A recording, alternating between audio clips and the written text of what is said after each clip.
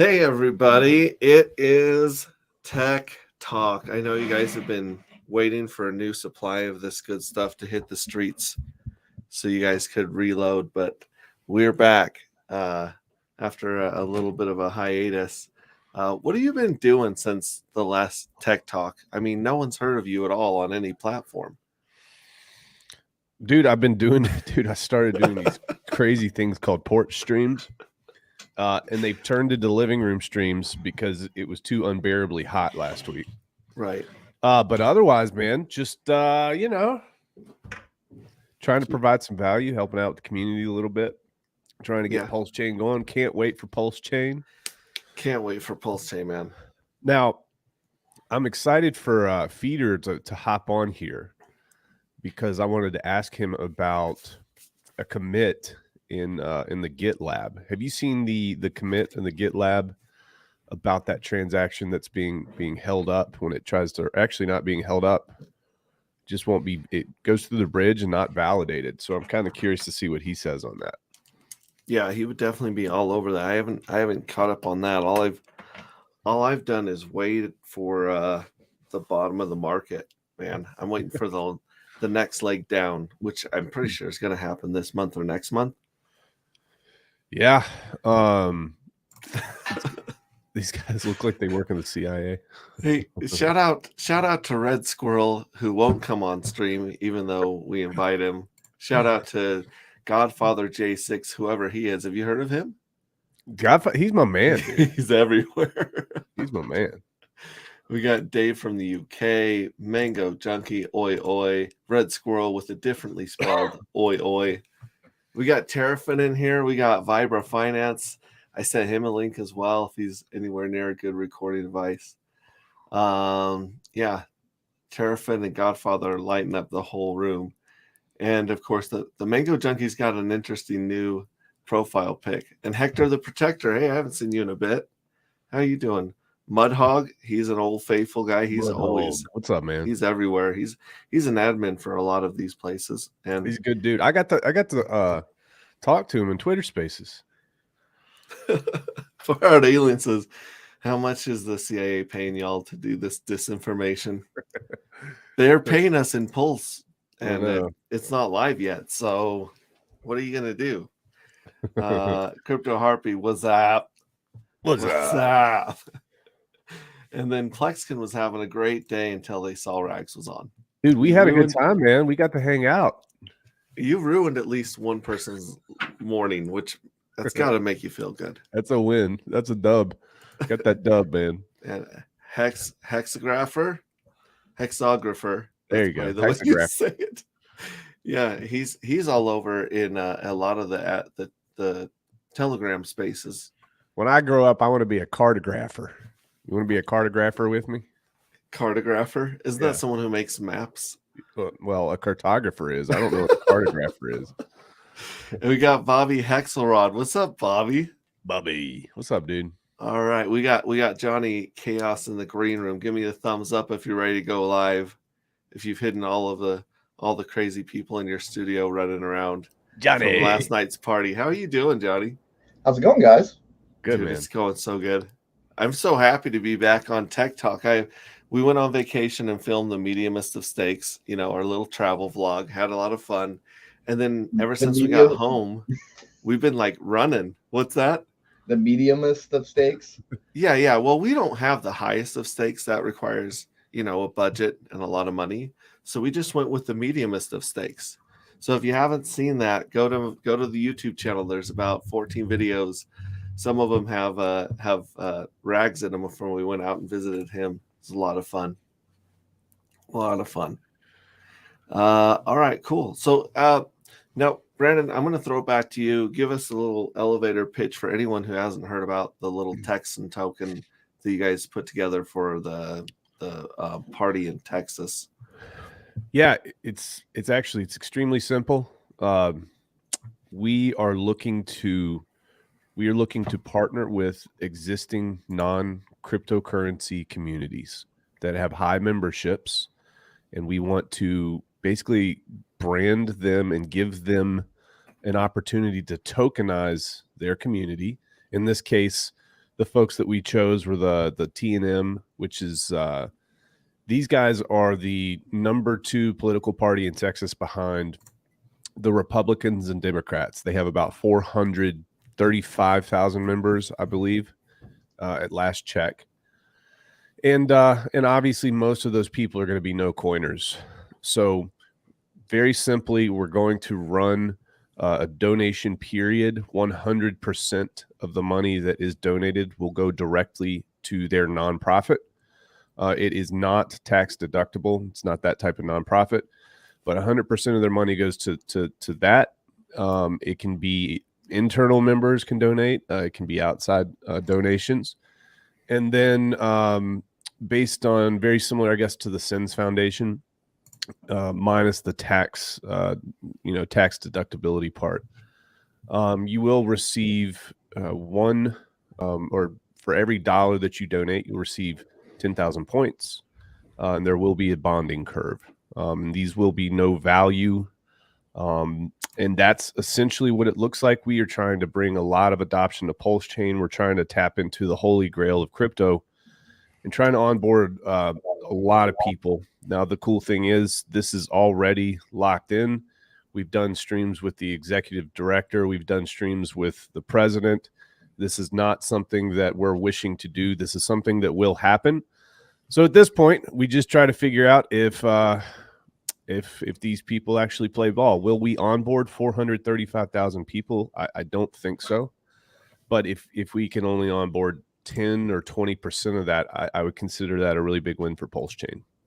So that's essentially what it is. So you guys aren't launching on Ethereum like some of the projects and doing the copy. You guys are waiting for Pulschain. Yeah. It would be wrong of me if we didn't have discussions about doing that, but ultimately it boiled down to, this community helped make us, and we just kind of want to give back. We want to be loyal. We want to kind of say, Richard Hart, thank you. We want to say community, thank you. So we're going to wait it out like everybody else and wait for Pulschain to launch, because that's the whole goal is to drive that adoption to Pulschain. Awesome. Yeah, man. Awesome sauce. Hey guys, sorry I'm late. Good to see you. Well, I thought I'd sent you both the link, but I'd only sent Rags the link. So I was like, where's Feeder?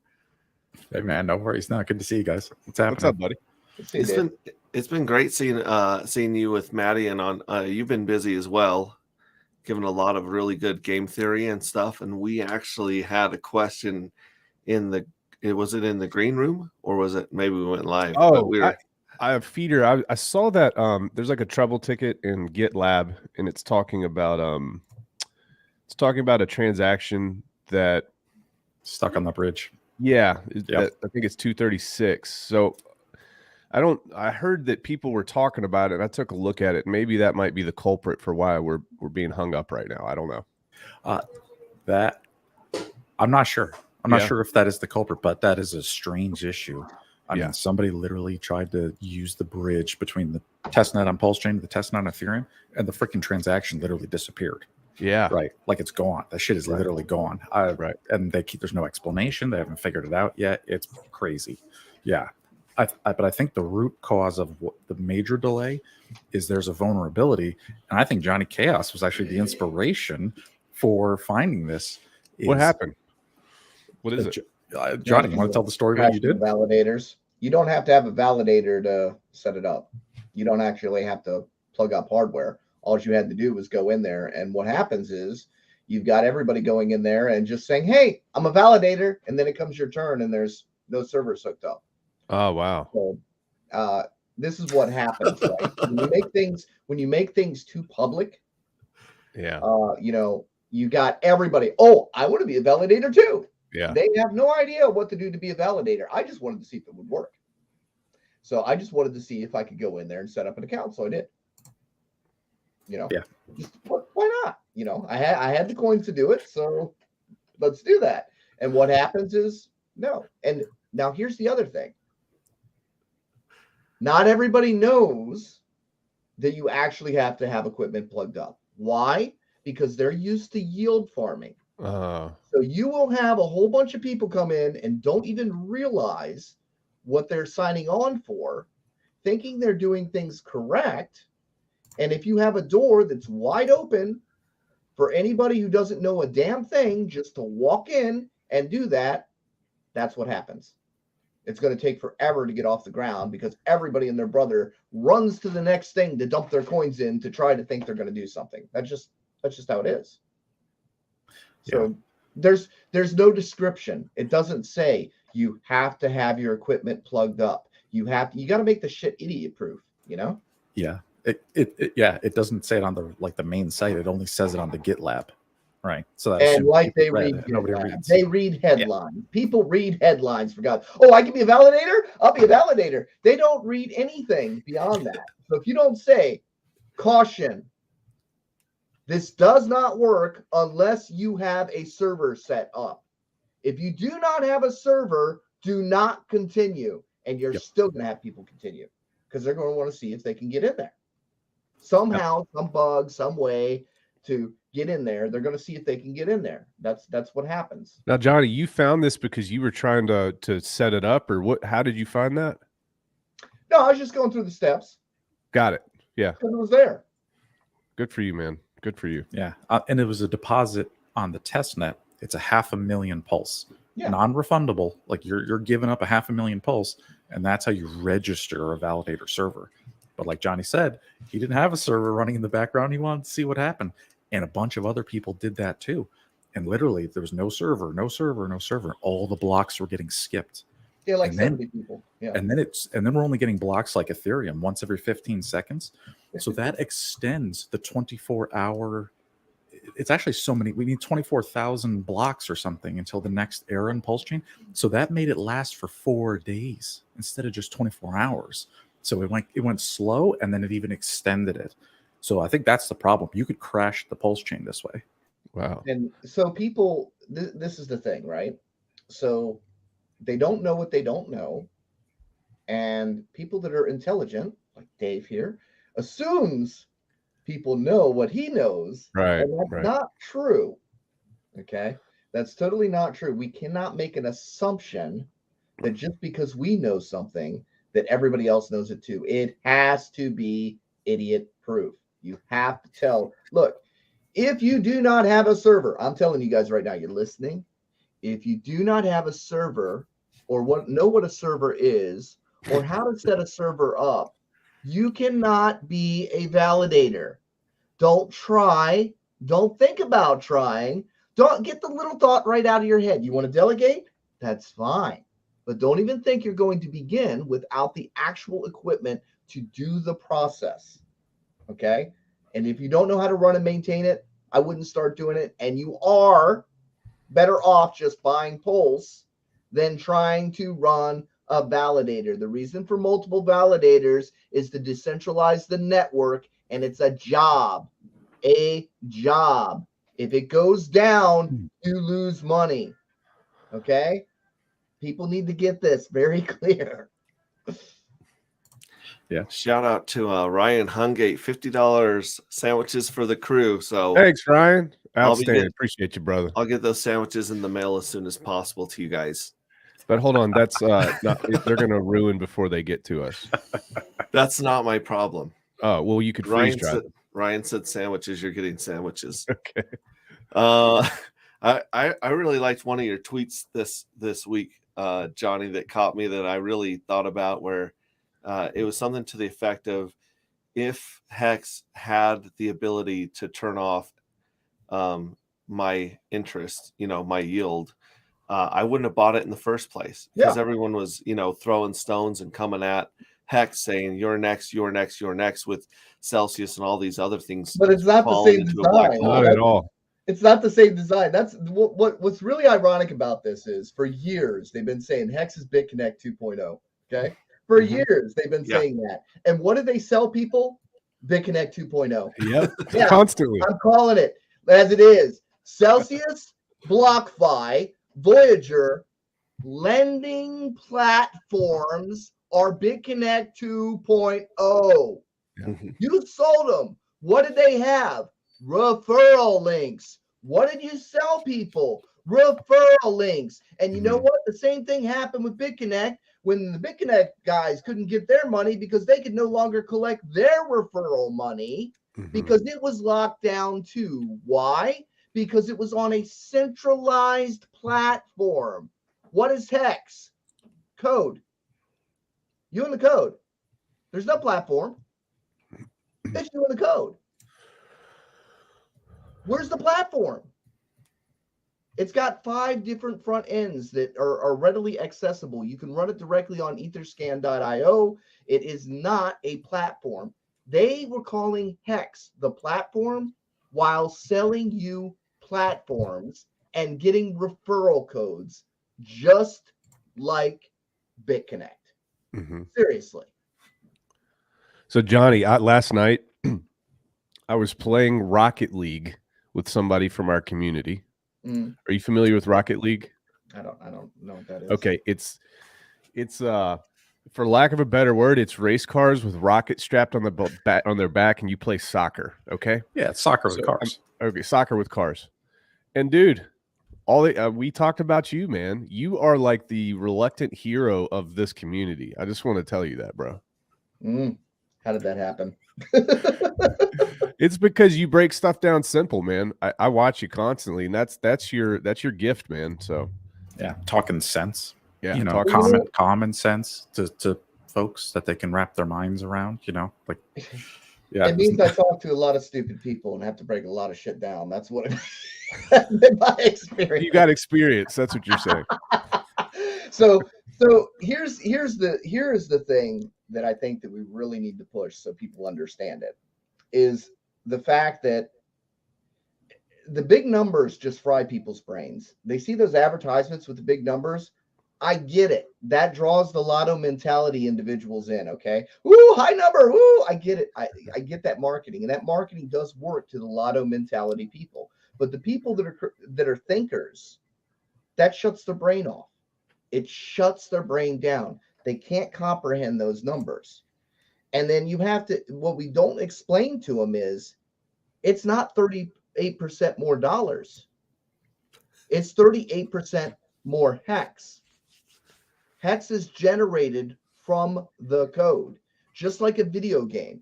If you play it, they're like, that's not possible. Okay, so if I kill this dragon, I'm not getting 99 gold. That's not possible? Of course it's possible. It's in the code. Hex is software. It's a code. It's a cartridge. It's made. It's designed to pay out when you do a particular task. It's designed to change those rates based on the participants. It's all code. You aren't getting 38% more dollars. You are getting a token that happens to have a market value.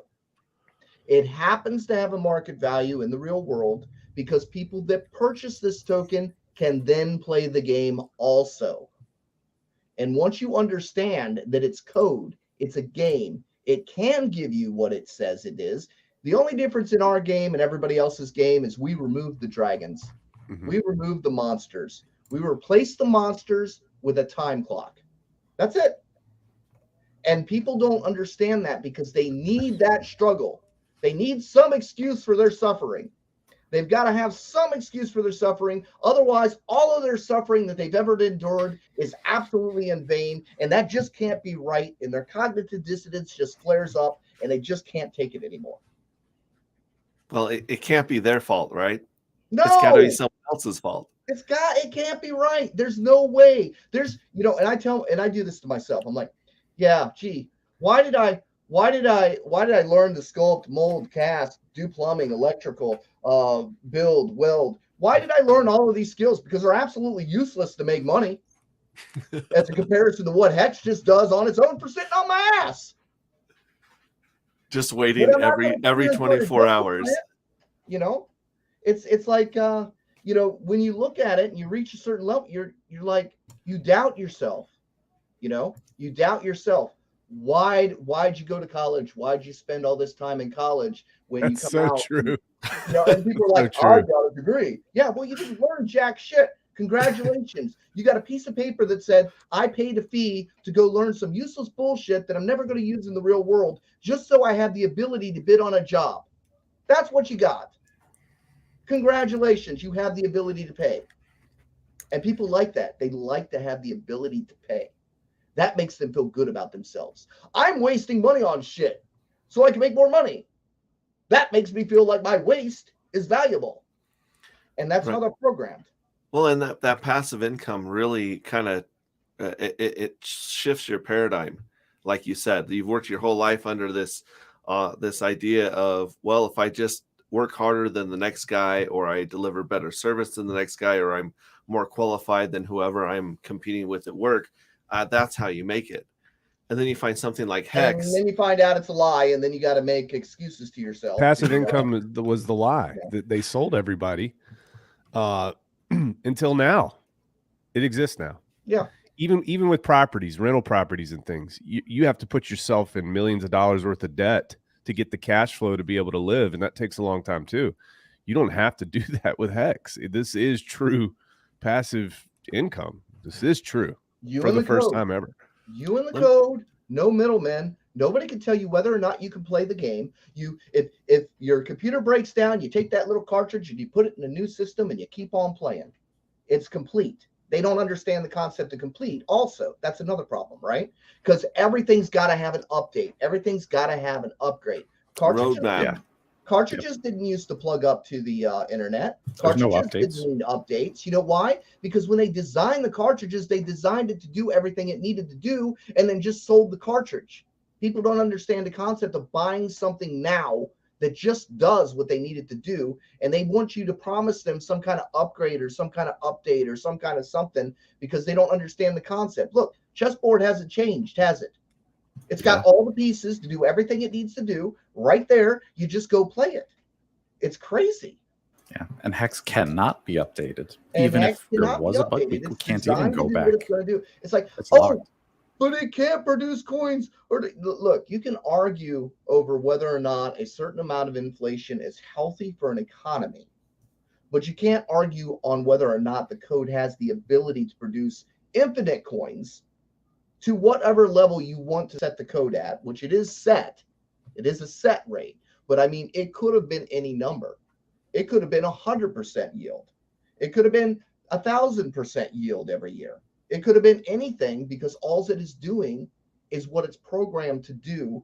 And it has the ability to do that because that's what it does, you know?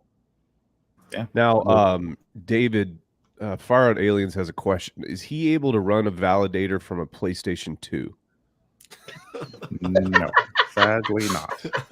Sadly not. You'd be surprised. You could actually run a validator from a pretty minimal computer, but you're gonna need some solid state hard drives. So you're saying 2 PlayStation 2s? That's what you're saying. At least look, PlayStation guys, and an Xbox. Can you? This is what drives me crazy. Quit trying to be the cool kids. Y'all thinking you're going to run a validator. Quit trying to be the cool kids, okay? Let the people that are actually experienced at doing it, because you are going to be a detriment to the system if you don't know what the fuck you're doing. That really frustrates me because, everybody's doing it. Let me do it too. Don't do that. Let the people that are qualified to run the system,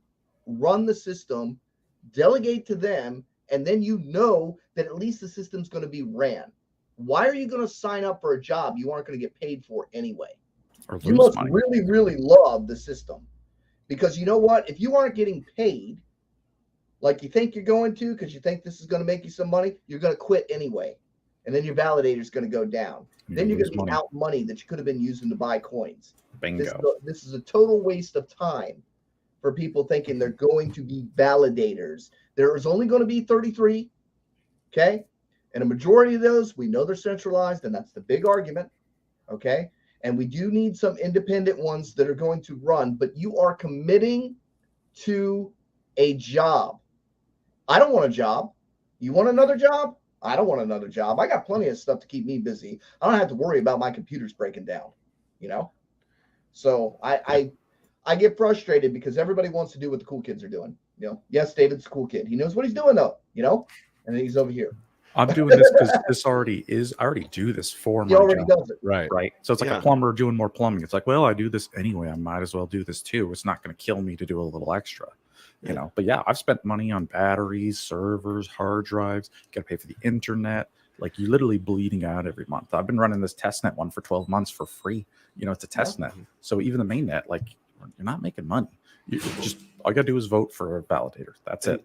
Most people don't understand that David actually scales because he goes into one room and takes care of the servers. His beard is actually trained to go to another server room, so he can run 2 server rooms at the same time, which is really that's cool. That's See those special. the red racks in the back? Yeah, that's for the beard. Yeah, back there. That's for the, I do so the the blue beard ones knows up what front. racks to color go co- to it's color based on coded. color. Color coded. You know, it's Oh, you only have to have the level of involvement that you want to, you know. And I mean, I was not going to go on the show today. Actually, my wife has just like ditched the kids, so like I could be over there right now instead of here at the moment. So I mean, you only have the level of involvement that you really need, you know. And it's just, I get it. People are excited, they're enthusiastic and stuff, but you know, you got to know what you're doing. You know, you can make things worse by not. Hey, I got an idea, Johnny. Enthusiasm sometimes can make things worse. You know. Let me run this by you. I know of a way that regular folk out there can help, and even not a PlayStation 2, but take an old junker computer, right? It maybe you don't use it anymore. It's sitting there. What if I know a way I can make videos to show people how to turn old computers into normal, like a standard pulse nodes. They're not validators. They don't actually validate, but what they do is they keep the blockchain decentralized. It keeps a copy at their house, and other validators, even like me, my server might reach out to yours at your home for blocks. So I'm thinking I might even make a website where I'm going to make like little pre-built mini servers, perhaps. I'll build them, I'll configure them, I'll set them up. All you got to do is order it, I'll ship it to your house. You plug it into power, you plug it into internet, boom, it just magically does its thing. You just turn it on. There's probably a market for that, David, because I think the thing is people want to participate and they don't know what they can do. They don't know what they don't know. They're really enthusiastic. They want to participate. So they need something that they can do that doesn't take the extra expertise that's required to do so. So I think there's probably a good market. There's probably and you're teaching people. You're helping people learn. So for the folks who aren't where you are, that will actually mean a lot to them, I think. Yeah.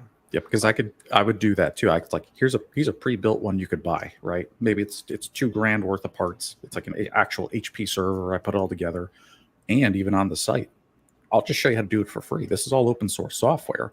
You don't have to buy this hardware. You can run it on your own gear, and I'll show you how basically for free. The only thing I have to charge for is the hardware, and yeah, then that'll help people feel like you're not going to make any money doing this though, right? Like you're not a validator. You're not mining blocks. There's no rewards.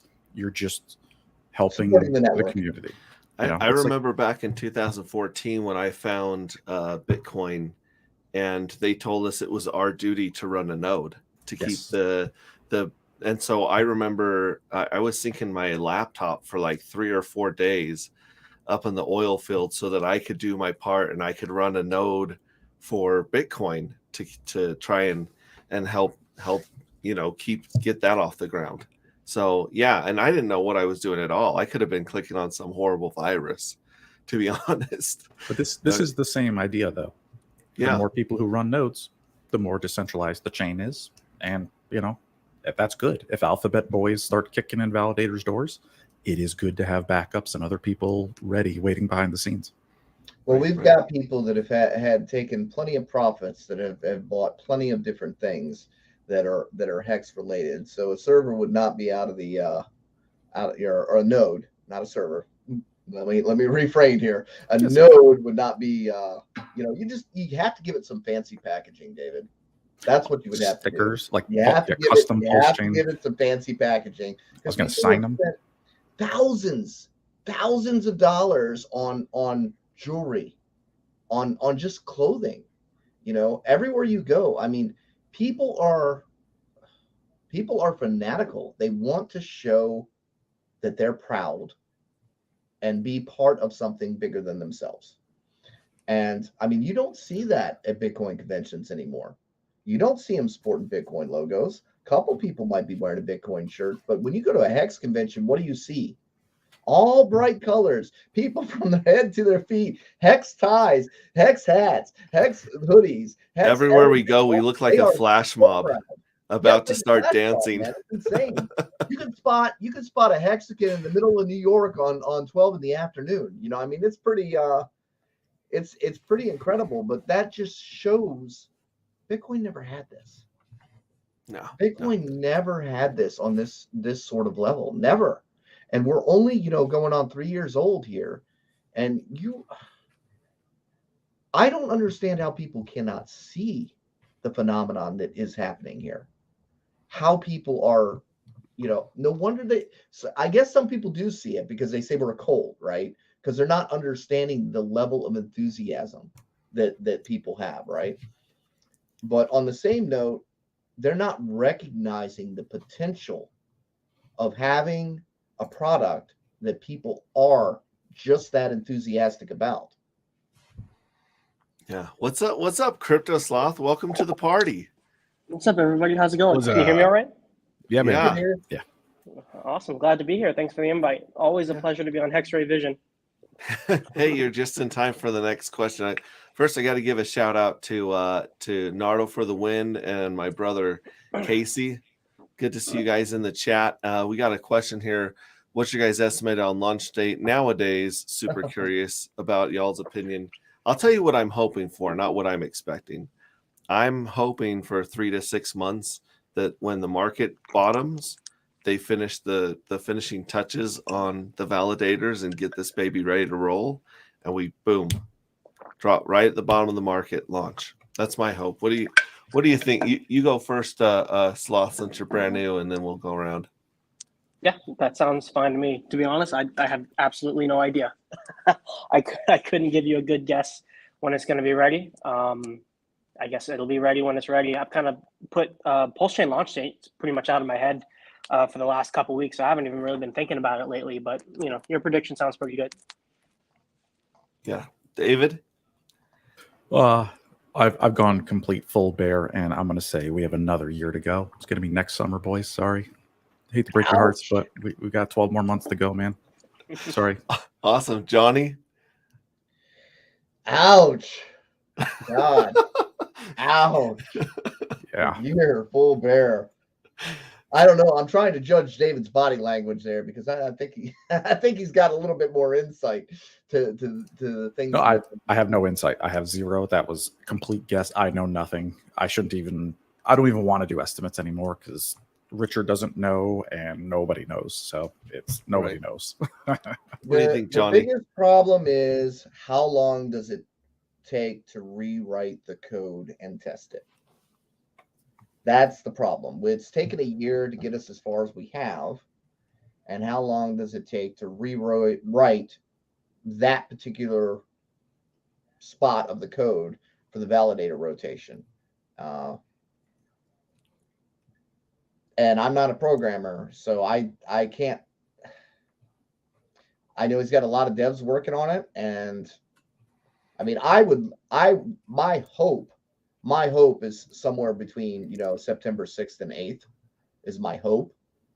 But unfortunately, I don't know what it's okay to say you don't know. It's not okay to pretend you know and then, mislead others. So that's, I'm going to say, I really don't know. My hope is between September 6th and 8th. And go ahead, Rags. What do you think? Because I mean, your project's waiting on Pulschain to launch. Yeah. So I'm trying to think logically here, and I don't know anything else than what these guys know. I will say that the first iteration of the testnet has been going for a very long time. The other thing that I'll say is the modularity that's built into this code should make it much easier to be able to fix problems. Now, easier is kind of subjective. And also I heard in the Twitter space that Richard said that he wants to launch as soon as possible. He's not trying to time the bear market. He's just trying to get this thing fixed. So if we have all the brain power that's focused on this certain part and this certain issue, and they've been working on it at least now, what, May, June, July, like 2 months, maybe a month and a half. How long does it take to just fix that portion? I'm going to say maybe Q4 of this year or Q1 of next year. I think that would be my guess, and that would be my hope. Right. Awesome. Thanks for you guys' input. I really appreciate that. We got a couple. I'm looking for some more questions. Oh, here no. in the chat. You don't dodge this. Yeah. X-ray. You got to put in your prediction. How come we get put on you put us out there to burn, but you ain't putting out a prediction. Oh no, mine was I was hoping for 3 to 6 months. So I'm hoping we hit the bottom of the bear in the next 3 to 6 months. We launch, and then I'm expecting even the RH ecosystem, I'm expecting to have the 3 to 6 month crash after launch, just like Ethereum, just like Hex, just like a lot of things, because you got this supply shock of all the new coins coming on the market. And, you know, I mean, nobody can pass the marshmallow test, right, of waiting. And they've already waited a year against their will, right? Like, so many people took RH at his word when he said 60 days, that they threw their house money, their kids' lunch money, their child support money into the Pulse sacrifice. So there are some people that have they're going to have to take profits as soon as possible, because they put themselves in that situation, unfortunately. Now, people like us that are waiting for those people to dump the market, well, we've been mowing lawns and clipping coupons, right, and saving our powder, because we're going to go in there and swoop up that dip, any dip really. We're going to try to scoop up, because we know in the future what it'll be worth. I was mad when I saw those multi-million-dollar sacrifices come in. I ain't gonna lie, I was mad. I was plain mad watching that shit going, because first of all, most of my Hex was locked up, and there's no way to compete with that, right? And you know damn well these people were borrowing money from here and taking money from there in order to get a bigger position. And you know what? I don't feel bad about that, because they need to sell some of that. They shouldn't have had that much to begin with. They shouldn't have came in that damn heavy. You know, it's annoying, right? And you know that people come in with those kind of values are looking to do some kind of quick return. You just know it, right? I'm not looking to move anything that I have for 2 years, and I'm looking to add to my position when they lose from trying to game the system. So I don't know. I get it. It's crypto. Everybody wants to game the system, and it's just frustrating to me, because it's like, why do you got to be so greedy? Yeah. Well, and X-Ray. I was going to say, RH hinted that he doesn't even want to have to pause the network for any reason. So if he thinks that there's a reason he's going to have to pause it in the future, he's going to get that fixed first. He's not going to launch with that as a possibility either, I don't think. Yeah, because we don't want to be like Solana. That's not acceptable, especially when we're talking about this kind of money and people's livelihoods and whatnot. Like, there ain't no pause in the network. That's not cool. We're not, no. It's got to be perfect. It has to be amazing. Right. Yeah. No. Hey, X-Ray, real quick. I know kind of before you were saying you wanted to talk a little bit about Icosa, and I do have to leave somewhat quickly. So if you wanted to touch on it briefly before I head out. Hey, look, it's a banner. Look at that. I've been watching your videos. I've been watching Hex in the morning with Stolt and Jim Rapp. I've been watching Coffee's videos.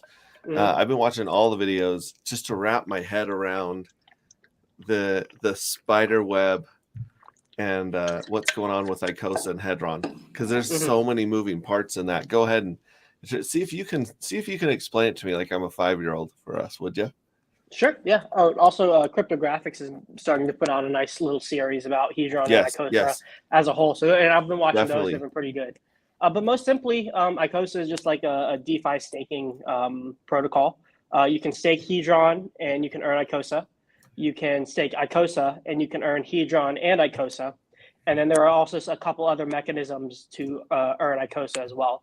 But fundamentally, it's easiest to think about as a way to park your Hedron to earn yield in another token if you would like that option. That's pretty much like the overview of it, and that's a pretty good overview of the whole system right there. Okay, and the other token that you'd get back is the Icosa token or Hedron or both? If you stake Hedron, you get Icosa, just Icosa. And if you stake Icosa, you get more Icosa and Hedron. Yeah. So Awesome. how, where does well, I guess Hedron's inflationary, so that explains. So is it more inflation? Yeah. So that for the Hedron, Icosa- yeah. So there's a HSI buyback mechanism where you can also mint Icosa from, which is inflation. And then what the smart contract does is when you sell that HSI to the smart contract, it takes an advance on all of that Hedron and allows it to go to the liquidation auction. That Hedron that's advanced upon is distributed to the stakers. So it's not inflation, it's advanced Hedron that's been given to the system by the person buying Icosa with their HSI. And all the Icosa... When Hedron is advanced, is it then minted out of thin air at that point? Yes. Yeah, so I guess technically it is still inflation, but it's not inflation in the same way, if that makes sense. Okay. And my understanding is that when someone bids on the HSI stake and wins that auction, that Hedron is burnt. Yes. And then also when you sacrifice your HSI stake to Icosa, half of that Hedron is burnt and half of that Hedron is used to pay out the stakers. Is that right? Yes.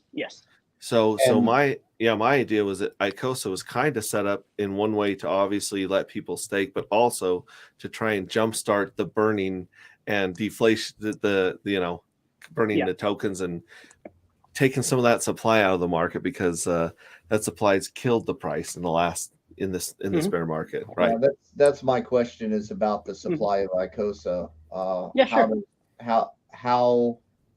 What is kind of projected starting supply and inflation rate? Yep. So starting supply is 0. It starts at absolutely 0. It can only be minted through the mechanisms that exist on the protocol. And if you look at the formulas that dictate the inflation rate of the Icosa system, you will find the T-share rate in both of them. So the amount of Icosa that's distributed to the staker pools, both the Hedron pool, the Icosa pool, and there's another pool called We're All the SA. We can talk about that a little bit later. The formula to calculate what each of those pools get is the amount of Hedron burned in the previous day divided by the T-share rate. And as we all know, the T-share rate gets larger over time because it's code in the system. There's nothing we can do about it. So if the denominator is getting bigger over time, then the produced number at the end of that calculation is getting smaller over time. So as the hex system continues to ratchet away, the ability to yield Icosa through the staking pools decreases. So now, it's like a halvening. It's like a halvening of its own based on the T-share rate. That's here's something you might like because that's amazing in of itself. Like, using the T-share rate as a measuring stick or a factor within the formulas for inflation is pretty great because it's tied to that exponentially difficult asset to obtain. In the HSI buyback formula, so when you sell your HSI, the amount of Icosa that you receive, that function is the amount of advanceable Hedron divided by the T-share rate. Now, the advanceable Hedron, the way that's calculated is it's the number of B shares that you have times the number of days you're able to mint. It's the advanceable Hedron. And so what we see now is we see the T-share rate within this specific inflation mechanism in both the numerator and the denominator, and a mechanism that makes that calculated number even more scarce over time. B shares on the top, it becomes even harder to obtain B shares over time. So new HSIs that are being made are going to have less and less B shares naturally as the system ratchets away. And we know as the numerator gets bigger, the produced number gets smaller. And then also divided by the T-share rate. So it's the exact same way as before. So the HSI buybacks, that kind of faucet for inflation, it gets like exponentially more difficult squared, which I think is pretty cool. HexDeck16 says, when is the expected Icosa launch/sack? And what are you sacking for Icosa? Yeah, so the expected launch date is about this month, mid-July. That's when Alex has been projecting that he wants to launch it. Of course, we all know software is difficult and there could be delays. Let's see, the second part of the question. Oh, the sack. So I don't like to frame, excuse me, I don't like to frame the system in terms of a sacrifice. I like to frame it more in terms of an adoption amplifier. Because when you're sending your HSI to the smart contract, you're minting the Icosa immediately. There is no lag period. Now, this would be a good time to talk about We're All the SA pool, which is also an adoption amplifier kind of system, where you send dollar value, you send either Hex, Hedron, Icosa, no, not Icosa, Hex, Hedron, ETH, USDC, and I think you can do PLSD too. You send it to that address, and then there's a time-weighted average of the dollar value, and then your percentage of that entire pool will mint you an NFT that is entitled to a specific percentage of a new pool that accumulates Icosa over time.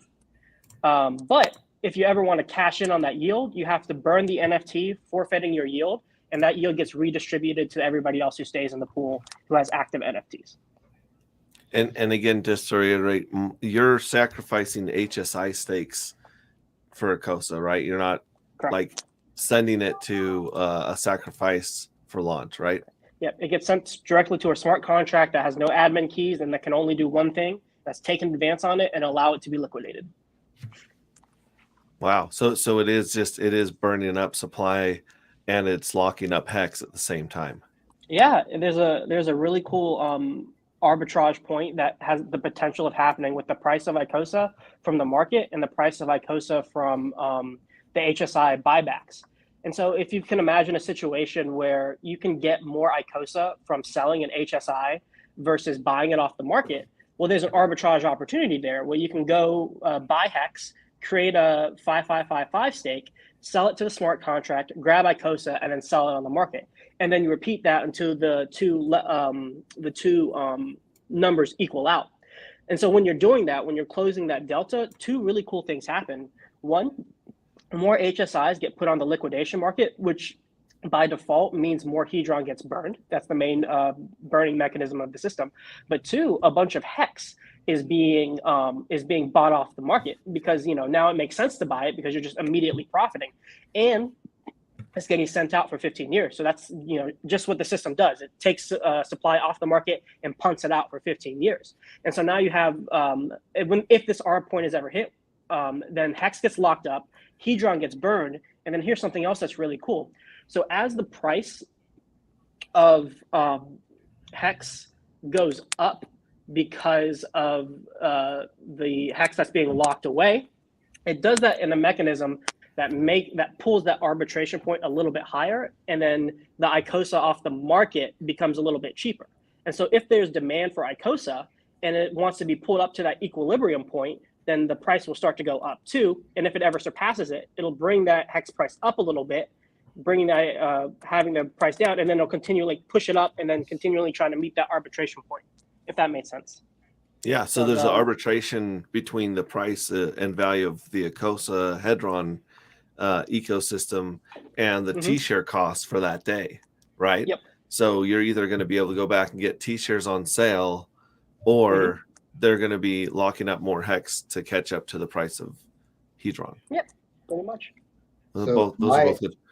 My question is, what percentage of the world are going to be able to understand and comprehend it? Because this is the problem that I see with these advancements, is the fact that they are expansion sets. You can play old rules, and then you can buy the next expansion set, and then the level of complexity becomes more and more difficult.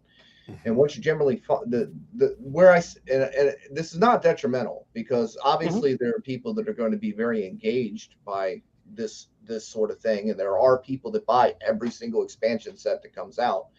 But the problem is, the more levels of complexity that you add to something, you increase that level of ability to entry, and that's what I see is going to be difficult. That these expansion sets, first you have to get people into Hex first and understand all of that complexity before they can even understand the additional rules. And I think that's going to be a little bit of a setback, because it's going to take exponentially more time for them to learn these other things do exist. We're having enough trouble just getting people to understand the basic concept of shit. Hex is a code, dude. It makes Hex. It's crazy that you bring up expansion packs, because back in the beginning, David Feeder used the analogy of Katan and Katan Knights. Did you not?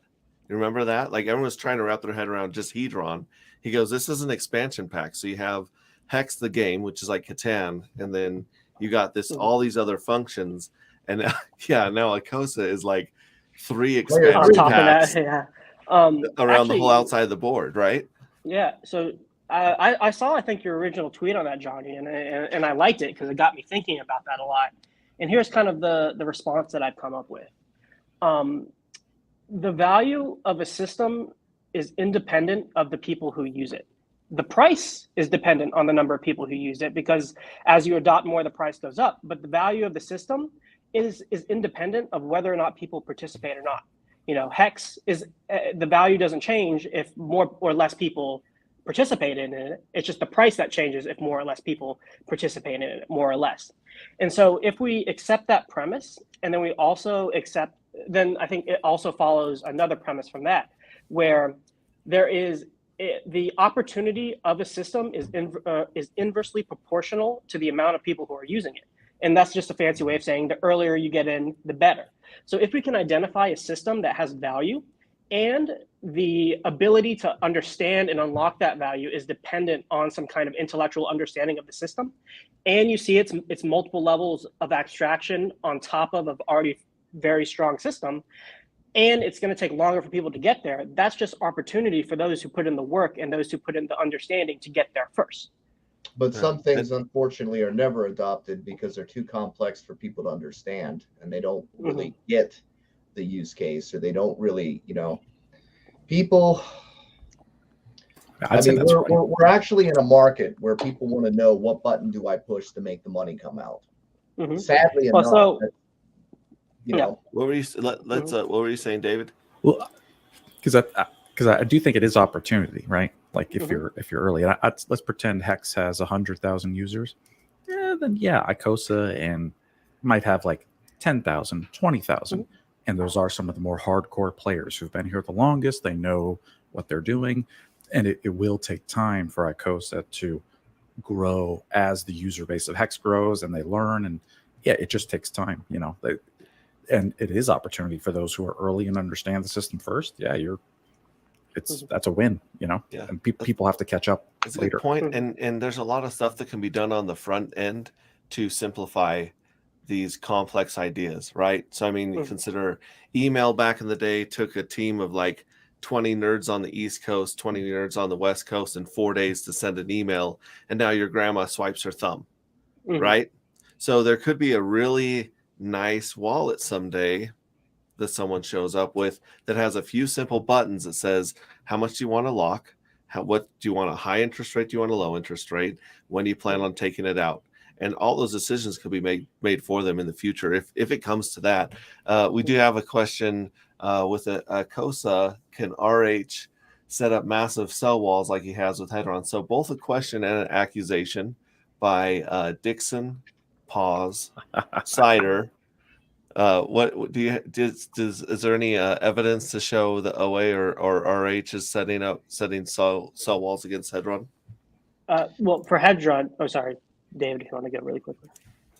Yeah, go ahead. With Hedron, the OA did put up a cell wall because I think when it was experiencing its massive run up, like the 12x it did in like a week, and like the first couple of weeks it came out, I think the people were starting to sell a lot of Hex for the Hedron, and I guess the OA wanted to protect the Hex price a little bit, so it put up a sell wall.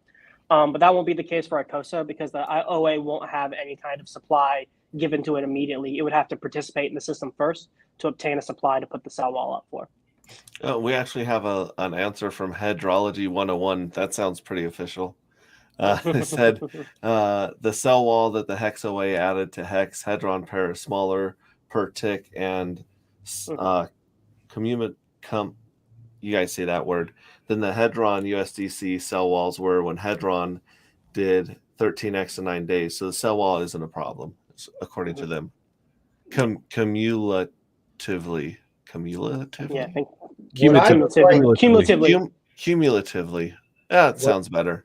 What I would like to see is products being marketed outside the community is what I'd like to see. Because what happens is you do get this distribution where things are being broke up within the community, where those funds are being, you know, dispersed amongst all these other different products, as where you really want to bring in new people. And if you're going to bring in new people, that's where the criticism of making it simple so that people don't have to have that level of understanding in order to participate. Right. Well, I can it works, but Mhm. you know, trying to sell them how the engine works is I mean, shit, people are buying in the black box functionality bullshit, Celsius, BlockFi, whatever, right? Why did they Mhm. buy into that? Because it was easy. It was easy. They didn't have to think about it, and that's what they clicked. You know, it's like I onboarded this lady, and she's like, "And buy crypto." Well, what'd you buy? I don't know. I bought crypto. I mean, this is the average person, and I think this is a I think- function of the user interface. Like I gotta like the Hedron.pro website, not the prettiest, not the most intuitive. If the Icosa site can become more intuitive and user friendly and easy to use on the screen, I think I think Johnny's trying to make the point. Just make it simple and then people can do it. So I think user interface and website design is critical for that, personally. Yeah. we produced thousands upon thousands of hours of Hex content that people have never even watched. If you look at some of the old videos, they were barely getting any views whatsoever. The more technical we are, the more people's eyes glaze over. And, you know, it's to a point, because all they need is an incentive. And the next bull run, I mean, the next happening's in what, 2024, right? And the next election cycle's in 2024. So the macro economy is going to go crazy, and the crypto economy is going to go crazy, and people will be like, well, they'll be deep diving into a lot of these videos to figure this out, because they're like, man, if I can figure some of this stuff out and how to stake and unstake and do all this other stuff, they're going to see the dollar price of all these coins going up. So that at that point, they'll have more incentive to watch current videos. You have to redo all of your material all over again during the time that these cycles are happening. If you go Google right now, Bitcoin convention in 2010, 2011, look at their views. We get more views on one show than they've had in 10 years. Yeah. That's how bad it is. People don't go back in the past and actually research things. They want to look, and then they want the information now in front of their face again. And this is just kind of an example. You know, I think the Hedron code is beautiful. I think the expansion set of Icosa is beautiful. I just don't think it's within the realms of normal people's understanding or ability to understand. Right. And they have to understand it for there to be a value proposition, or you don't get the participants. Sure. I mean, how many people understand what a t-shirt is, even inside the Hex community right now? They don't. Like not all Hexicans even understand the t-shirt. It took me like 6 or 9 months to really wrap my head around what was going on during the adoption amplifier, that I was still figuring out stuff and making really bad stakes. See, let me give you an example. Did you guys see me go on Crypto Sparbuck to talk about the T-shares? Do you remember that episode where Patrick and Alan were telling me I was wrong? Yeah. Do you remember that one? A lot of people don't remember that one, but I started flipping out once it hit me. I was like, oh shit, this is going to go up exponentially. And it was like at $120 a T-share. And I started running around, beating the drum, going, guys, get your T-shares. You know, and I was freaking out because I realized what was going on. And, you know, I knew it was going up. The why it was going up, I was wrong about. But the fact that it was going up, I was absolutely right, because the way it's designed. I was jumping the gun a little bit on how the hex rate went up, but I wasn't wrong about the T-share rate going up. And I was freaking out once it hit me. And you know, it's like, people don't want that show did not get that many views. You go back and look at the user count on how many people actually watched that video. It's nothing. It's nothing according to, you know, what everybody gets now, right? people watch the current news. They don't go back and study history. They only watch the current news. They have goldfish brains. They only remember, what they saw a week ago. Anything before that doesn't matter. That's how the influencers go back on and they sell the same garbage that they sold last year because nobody remembers. It's crazy. Right. Hey, How real much? quick, I gotta head out, guys. But I'll leave you with this one last thought, and that's kind of like the onboarding pitch that I'll use whenever I got a new person, and if I want to walk them down all the way to Icosa. Yeah, like, and make sure to tell people where to find your stuff as well before you take off. Will do. Okay, it's very, very simple. All right, you go buy this thing called Hex, right? And then if you stake it, you just get more of that Hex, just over time. But you can't get it till the end. But you get this other coin, and you can mint that any day you want. Now, if you really want, you can take those free coins and you can go put it over here, and you get more free coins from the free coins that you got, and that's all you have to do. Just a bunch of free coins. Don't even worry about how it works. You just get free coins over time. You get free coins today, and you can get more free coins on the free coins you already have. Don't worry about it. As Brissology called that the hexagon caterpillar, isn't that right? Yeah. Yeah. Hey, it's been a pleasure, X-Ray. Johnny, it was great to meet you too. I've watched a lot of your content, and I've always enjoyed it. So it's really great to be on stream with you for a little bit. David Rags, always a pleasure. Good to see you, Sloth. Yep, you can find me at Crypto Sloth on YouTube. I'll put out content sometime eventually, and then you can find me at Twitter at SlothCrypto3. All right, thanks for having me on. Peace, guys. Awesome. See ya. Cool. I was hoping you could stick around a little bit longer because if there's one thing that Crypto Sloth loves, it's charts and diagrams, and we got some of those for you guys today, for sure. So he'll have to watch the replay, and maybe I can get him back on to give me some more pointers. But anyways, I was really hoping to get some of the Maximus guys on here because I did want to go over the team and the base are the other two things that I've been using a lot of brain power wrapping my head around, and again, it's insane the content creators we have in our community. Like you mentioned, Cryptographics gave a really amazing part 1 on Hedron Icosa, and then you've got Crypto Coffee breaking stuff down so well. You got David Feeder, you got Matty Allen, you got all these people just pouring out gold and just spending hours of their time explaining this stuff to you. Team and base, I can complex before. The code has never been, or I shouldn't say complex. It's been complex, but as interactive with all of these different moving pieces and parts that people interact with. And I don't think the majority of the crypto space is at the level for all these new moving parts. Because they are used to send and receive functions, and this is rocket science to them.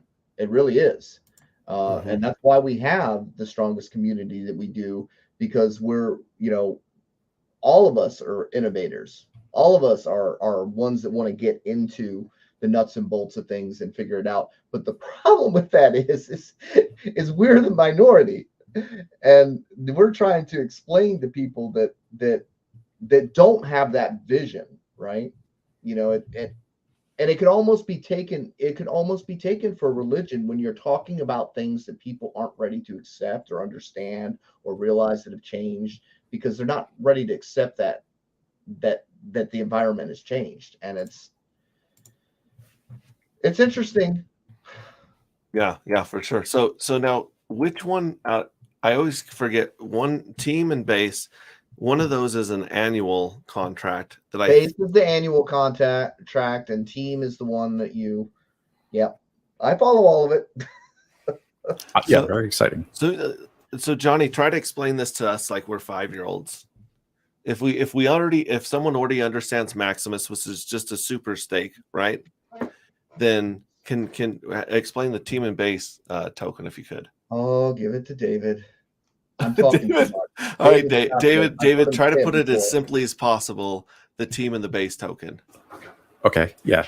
Like a base is a 1-year rolling hex stake.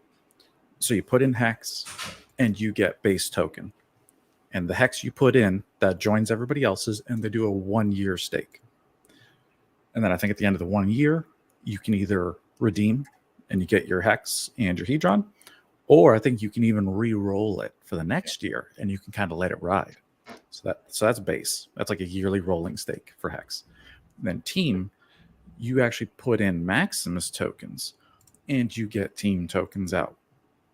And I don't recall the exact rules on if that's like 5-5-5-5 as well.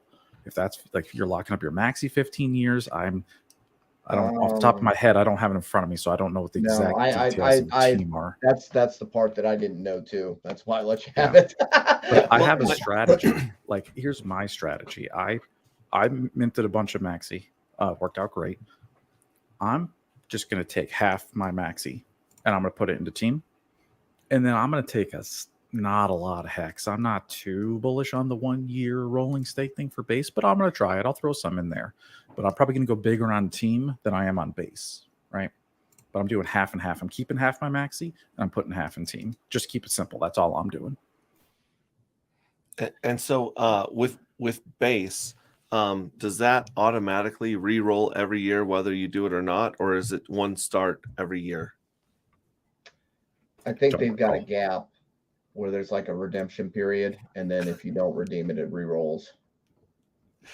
Hextech says Johnny punts. I did.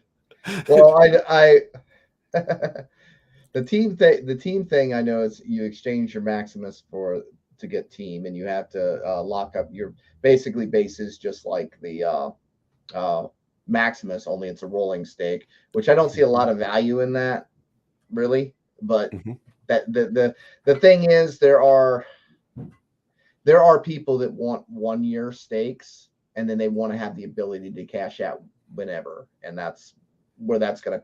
It's not as long of a commitment. So, Hextech says, "Why half in team, David?" Well, I want to keep half the maxi because that's just been performing great, right? It's just been working out awesome. It's just wonderful chart. So I want to keep that. And then the other half, by joining team, you do get more rewards. Like you get some of the rewards from the base pool as well that go to team. So that's what it was. Yeah. You get the rewards from the base. So a certain percentage of the base tokens are paid to the team holders. Yeah. So you want a little bit of that action too. That's why I'm doing half and half, right? So team is staking your Maximus. Yes. Right? Yes. Okay. And then you get paid in hex. Some of the base tokens. Or you get paid hex. Hex. You get some of the hex that's earned from the base tokens. 50% of the longer pays better bonus or something like that. I believe that's correct. Yep. Yeah. I'm trying to, dude, there's so much going on in this. You know, they're adding all these different rules to the game. I feel like I'm playing Magic cards all over again. Here's your next booster pack. Now you got to learn how these new rules affect the game. It's like, Well, I invited Lubum up here, but it's probably like 3 a.m. where he's at right now. So, but yeah, he's another guy that gets deep into this and is really good. Yeah, we should have Dipcatcher on one of these days. The founder of Maxi. Dude, there are five hex streams are live at the moment. Everyone's gonna have to get YouTube Premium so they can download these and listen to them in their pocket like I do. I love YouTube Premium. The family plan for $15 a month, so my kids don't have to watch commercials. Like that alone is worth the money for me, man. I haven't seen a commercial on YouTube in like 5 years. And always skip Rag stream. Shout out to who's back in streaming, and it's like the glory days again. It's so nostalgic. It's the Hexologist. He's doing 555 days in a row. Man, he's been killing it, dude. And it's like coming back home, watching him every day, man. I love it. Yeah. I think everybody should do like Hexo and take that Oneify article and dismiss it. So instead of one person talking smack, you've got 20 people dismissing the Oneify and breaking it down and this telling is the you one that he went over Ryan in that stream, right? Is the scammer that cost everybody their opportunity and not Richard. Thank you very much. Yeah, that's the one that Hexo broke down on his stream 1 or 2 days ago, right? Where he went through it. It's just there's so many scam because it's marketed. there's so much ridiculous BS logic in that one. It's hard to respond to it because Because you're it's like so BS. anyone with a brain would think this guy is either an idiot or lying outright with some of the logic he uses in that one. The problem with that is people take things at face value. People read headlines only. You need to put it in video format and you need to go through it and break it down and say, this is why this is ridiculous, so people can understand that it's ridiculous. You have to feed people the information, because otherwise they're just going to soak it in. Oh, I read it somewhere. It's got to be true. I mean, we're in a world full of Google geniuses, right? Everybody thinks that they don't retain any information. They don't learn information. What do? They say, well, I don't need to retain that information, because if I want to know the answer, all I got to do is Google, and Google will tell me. And that's what people do. So, and then what do? They've gotten so lazy. Not only are they just using Google, but then they just read the headline, and that's good enough. Nope. Right. Nope. That's the truth. Google's become your God. It tells you everything. You believe it without question, and you're loyal to that first answer of that algorithm, even though the algorithm has absolutely nothing to do with validity. Wouldn't it be cool if we had to read the article before it allowed us to see the title? Wouldn't that be neat? That would be awesome. There's an idea, guys. Let's do that. We call it doing the Lord's work, right? when you get in the mud and you do the heavy lifting and you don't really want to be there. Like, it hurts. I'm sure it hurts your brain, and I'm sure it hurts Hexo's brain just to read these thoughts and interact with them. It's like that scene from Tommy Boy where he's like, we are all stupider now from hearing your response to that question. That's Billy Madison, but Billy Madison. Sorry. I'd love to hear Brandon tear that apart. Brandon, make that one of your topics, man. Take that Wannify article. I was actually pretty proud, Johnny, when I did you see the one I did on Alex on crypto when he was bashing us? Yes. I enjoyed that greatly. That felt good, man, because in most of these criticisms, there is just no logic underlying whatsoever. None. And it really is boiling down to what you said. It's Richard's a scammer because he was trying to be entrepreneurial 30 years ago, 25 years ago, and he got hit with some random $500 scam fine, whichever, not scam fine, but, marketing fine. It was a ticket. Well, not even a ticket. It was a civil action in civil court where somebody was claiming damages because they got spammed. Dude, and I've done that. I've sent out postcards to zip codes to try to get real estate deals and just spam the hell out of people. That could easily happen. Yeah. It's called marketing is what it's marketing. called. That's what it is. Hexex has a question here. They don't have any money to market. They don't like it. Is it a stake or a one-to-one trade? Confused, but I'm actually seriously focused on the team Maxi aspect. So, do you guys know if it's a 1-for-1 trade for Maxi to team? It's just like when you minted Maxi, you put in one hex and you got a Maxi. I think this is you put in one Maxi, you get one team. Yeah. So you call it a 1-to-1 trade. Base is the same way too. You put, you're just getting the one base for the one hex. Yeah, you're really minting it. You're putting in a coin and you're minting a fresh coin. Cool. And then we got the weight token. The only thing I know about the weight token is what I watched off Coffee's stream. Coffee did a really good breakdown of the weight token, which basically, if you sacrifice for a coin, you get one weight token for every day or every hour that you're waiting for that token to launch. Yes. And then there's something called the timekeeper bonus at midnight or something like that, to where if you take your coins before the launch, you win. And then after the launch, you lose the coins to the timekeeper. I don't know. It's pretty interesting that if you let Hexicans get bored, they'll just make 100 new projects waiting for Pulse to launch, right? Like, there's no end to the games we'll play. Launch Pulse. I don't know how much more of this I can take. Hex should advertise on the 3.69 interest. It's 100% supply stake to let them see that it's actually much more with a 10% supply stake. This will take it out of the scam category, offering high. I really almost wish that we didn't go that But we can reframe that. You don't even have to put the numbers out there. There are other ways of marketing it than the numbers. I think the numbers, the big numbers, and I think the price will tell you that draws the wrong crowd. They're only, it gets them in initially, but can it keep them in? That's the question.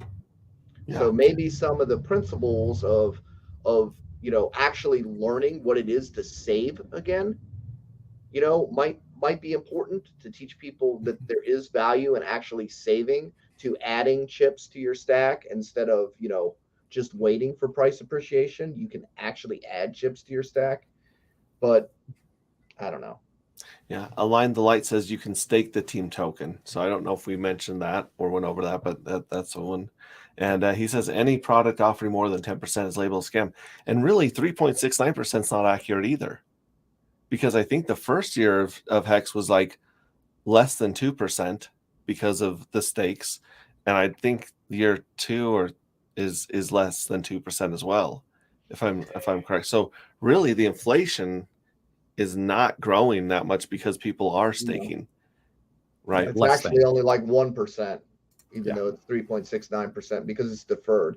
And it's deferred and re-deferred because what happens is people that get some of that share emergency on stake, and then that person gets that share in an emergency on stakes, and it just getting kicked down the lane because the people that hold the largest stakes for the longest period of time are getting the majority of the coins, so they're not actually hitting the market. And then people ending their stakes prematurely they're just passing them back out to the people because you can't get the inflation if you're not doing what you say you're going to do. Yeah, and 3.69% is the max inflation of the coin, but it's also the minimum APY you can get. I would almost say 3.69 max inflation might be a good marketing point because Bitcoin is X amount inflation, and they want to say it's deflationary when it's not, at least not for the next 120 years. And I mean, it keep getting rolled back because of the halvening, but it's still an inflationary coin. So just a set lock 3.69% is great because it's way less than what the government's doing. Yeah. Right now the Hex price is 3.69. That's fun. Ryan Hungate's taking off. He says he's feeling fat. He's going to work out. You'll have to check out the replay because I am going to go over those charts here in a little bit that I put up on some strategies for the Texan token when it launches with Pulse in 3 years. So come back and check that out. Well, guys, I've talked too much and burned up most people's time. Yeah. So I'm going to skate out on you, and I'm going to listen because you learn when you listen. That was another tweet that I liked. And I'm going to take some time here and sit back, let you guys run your show and listen. I appreciate you all. Awesome. Thank you for Good to having see me. you, Now, Johnny, where can people follow you, even though you don't like followers? I try not to have them follow me. Wisdom. I'm even worse than Rags, man. I don't have my own crypto show. I just show up on everybody else's crypto show. Well, and at the bottom, I've got your Twitter handle, CCFX Studios, right? It's at so follow them on CCFX Twitter. Studios. If you don't even have to follow Johnny because everyone like me is always retweeting his little nuggets of gold. You'll see him if you follow any of us. Silly skits are on at Hex Fabio on TikTok. So and what is the name of that character? Average crypto influencer, also known as Francis Finance. I was trying to tell you that, Brandon, when I said something about the most hated character in crypto. I said Francis Finance would give you a run, and that's that character that I created. Johnny, awesome. You owe me a game of pool, by the way. I'm sure I do. I didn't take any money off you, did I?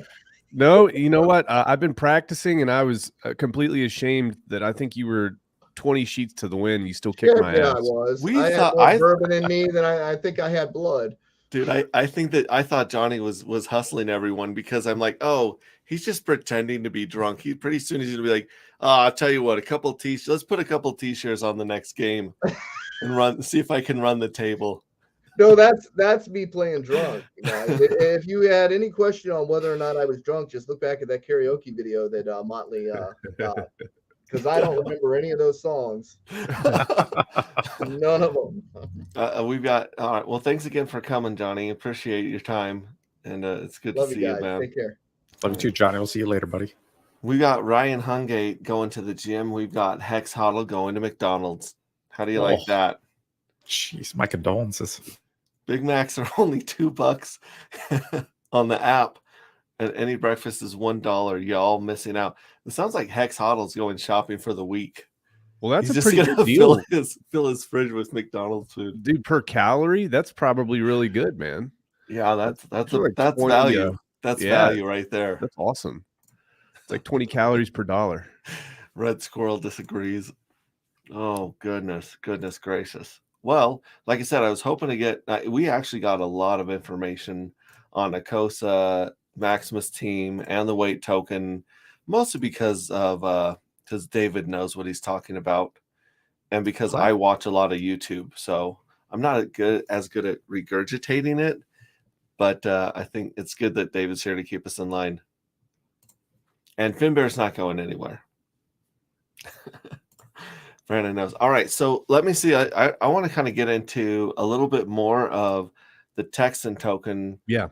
Because something that we've mastered through trial and error in the Hexagon community is the staking ladder, right? Yeah. You had people doing stakes every day. You had people doing stakes every week. And we learned a lot mostly by our mistakes of a staking ladder. And you can definitely do a staking ladder with the Texan token, but the Texan token offers something called, scraping. Yes. So you can scrape your interest, but it puts you back at the back of the line. I was trying to describe this to my daughter. Let me see here. I'm going to do a screen share and see if I can get the first one up here. Windows. Let me take a moment to kind of talk about what. Yeah, you talk about it while I try to get this ready to share. Yeah. So the first thing that I want to point out, I kind of like that Johnny touched on this a little bit. He says the really cool thing is when you have projects that kind of go after people who aren't involved in crypto, because that brings additional capital to the ecosystem that isn't already circulating. So let's just have this thought experiment where no Hexicans are involved in this project whatsoever. None. No Hexicans there. So what does that leave us? That leaves us with a community of about 435,000 members, of which I'm going to estimate that we will be able to onboard to Pulschain at least in the first 6 months. I would say 10 to 20% of those people, because we have set this up in such a way that in order to receive the airdrop no value tokens, you have to submit an ERC20 address. The neat thing is we have our team working on all those videos to help onboard these little old ladies from West Texas, right? That are already donating, by the way. They might be donating $20, $50, $100 a month to this organization. So we kind of want to use blockchain and crypto and tailor it towards these nonprofit communities, because we think, and you guys may or may not think this, but we think that this is probably the most incredible tool for nonprofits moving forward that nobody knows about yet. So people are already used to donating every single month, steady stream of income. So what's the difference now? The difference is, this was a very passive donation before, but now people will also have skin in the game because it's going to be on blockchain. So remember, we took all the Hexicans off the board. If we can get 30 to 40,000, 50,000 wallets within the first 6 months, I consider that a massive win. And some of my detractors say that, you're just milking support from Hexicans. That couldn't be further from the truth, I believe. We are not milking support from the Hexicans. In fact, we are trying to bring adoption to Pulschain by solving a problem, which is bringing no coiners in, bringing new money in, not bringing recycled money in. So if we look at it that way, let's just kind of get into the details of what Texan Token actually is. Texan Token will be a PRC20. Will launch on the Pulschain. you will be able to stake your Texan token. With staking, you will receive a 5% annual base interest rate on the stake. In addition to that, every single year that you are staked, you have a longer pays better multiplier. There is no bigger pays better. It's longer. We want to incentivize people to hold this. All right. We're calling this, this is an endowment token, okay, on the blockchain. So why are we using that word? Well, endowments in the traditional sense, it allows people to put money in, say you're a college or a university. In the traditional sense, you're going to put money in and you want to be able to use the yield from that money that you're putting in as principal to be able to pay for operational costs. That's what an endowment is. Matt has been in the endowment space for 25 years. So we wanted to take that concept and we wanted people to be able to lock in their principal. In the traditional endowment spaces, people are used to 20 to 30 year time horizons. That's why we made this. You're able to stake for 22 years. And that's simply because we wanted to kind of speak the same language that those folks are already speaking. So what you can do, you stake it. It's a 5% annual base return. Every single year that you hold on to it, you're going to get a little bit of a better multiplier. All right. Over the course of 22 years, if you hadn't scraped at all, you would average about 87% per year. Okay. And we're going to talk about how that's possible. But essentially, it's a curve. So at the beginning, it's not going to be 87%. It's going to be much smaller. Towards the end, it's going to be much larger. And here comes the other part. There is a 100 trillion supply of this token. 100 trillion. On day one, it's going to launch with its total supply. Out of that 100 trillion, 97% is going to be locked up in a contract, and the keys are going to be burned. So this 97% is going to act like a giant credit and debit account. 3% will be divvied out to people who donate, for partners, and for the team. So 3% will be divvied out there. One interesting aspect that nobody talks about is the partners and the team are required to stake their allotment for 22 years right away. All right. So that's going to leave us with about 1% of the supply that is divvied out, and that's going to be based on donations, things of that nature. So what we do here is when you go to stake, let's say you're going to stake for 22 years, when you interact with the contract, it looks at that 22-year stake, it calculates the total amount of interest that you will actually have, and it completely burns that out of supply. So what that means is that 97% that's locked up, it's going to be hopefully like a gold mine. Go get your gold, because eventually it's not going to be there. Now, the fact that it's reserved ensures that there are no problems. There are no problems or train wrecks in the future. So it's going to burn that completely out of supply. All right. The interesting thing is, too, if you do early in stake, there will be penalties. Now, the penalties, those will be completely burned. That's how we get to the deflationary aspect of this token. Total supply launched. All penalties will be burned completely. They don't go to stakers. Some protocols do that, and then they don't go to an OA. Some protocols do that too. We just we want to make sure that everybody in a way is benefited there. So in terms of price appreciation, that's how that would work. And in terms of the fact that it's deflationary, that's how that would work as well. So yeah, that's what we got here now. Hexray, you put some work in, man. Yeah, I kind of went Charlie from It's Always Sunny in Philadelphia over the last few days. In fact, let me hold up some of the previous charts that I was messing with before. I had a graphic artist actually make these for me, because these make sense to your brain, where stuff like this right here. I don't know if you can see it. Yeah. It's just bananas. It's just craziness. So yeah, I was trying to get my idea on paper, and it was my wife was concerned. So anyways, yeah, break this down for us. What do we got here? Yeah, I like the term staking ladder, and then the term came to me when we were talking of a scraping ladder. Mm-hmm. So you can set this up kind of like an annuity. So on the left, you have the yield curve for Texan Token. And I was trying to explain this to my daughter. She was trying to put these charts together for me. And the way I picture it is kind of like a bamboo shoot that grows so many inches a year, right? Mm-hmm. So the first year, let me get rid of the nipple comment there. The first year, you get 5%.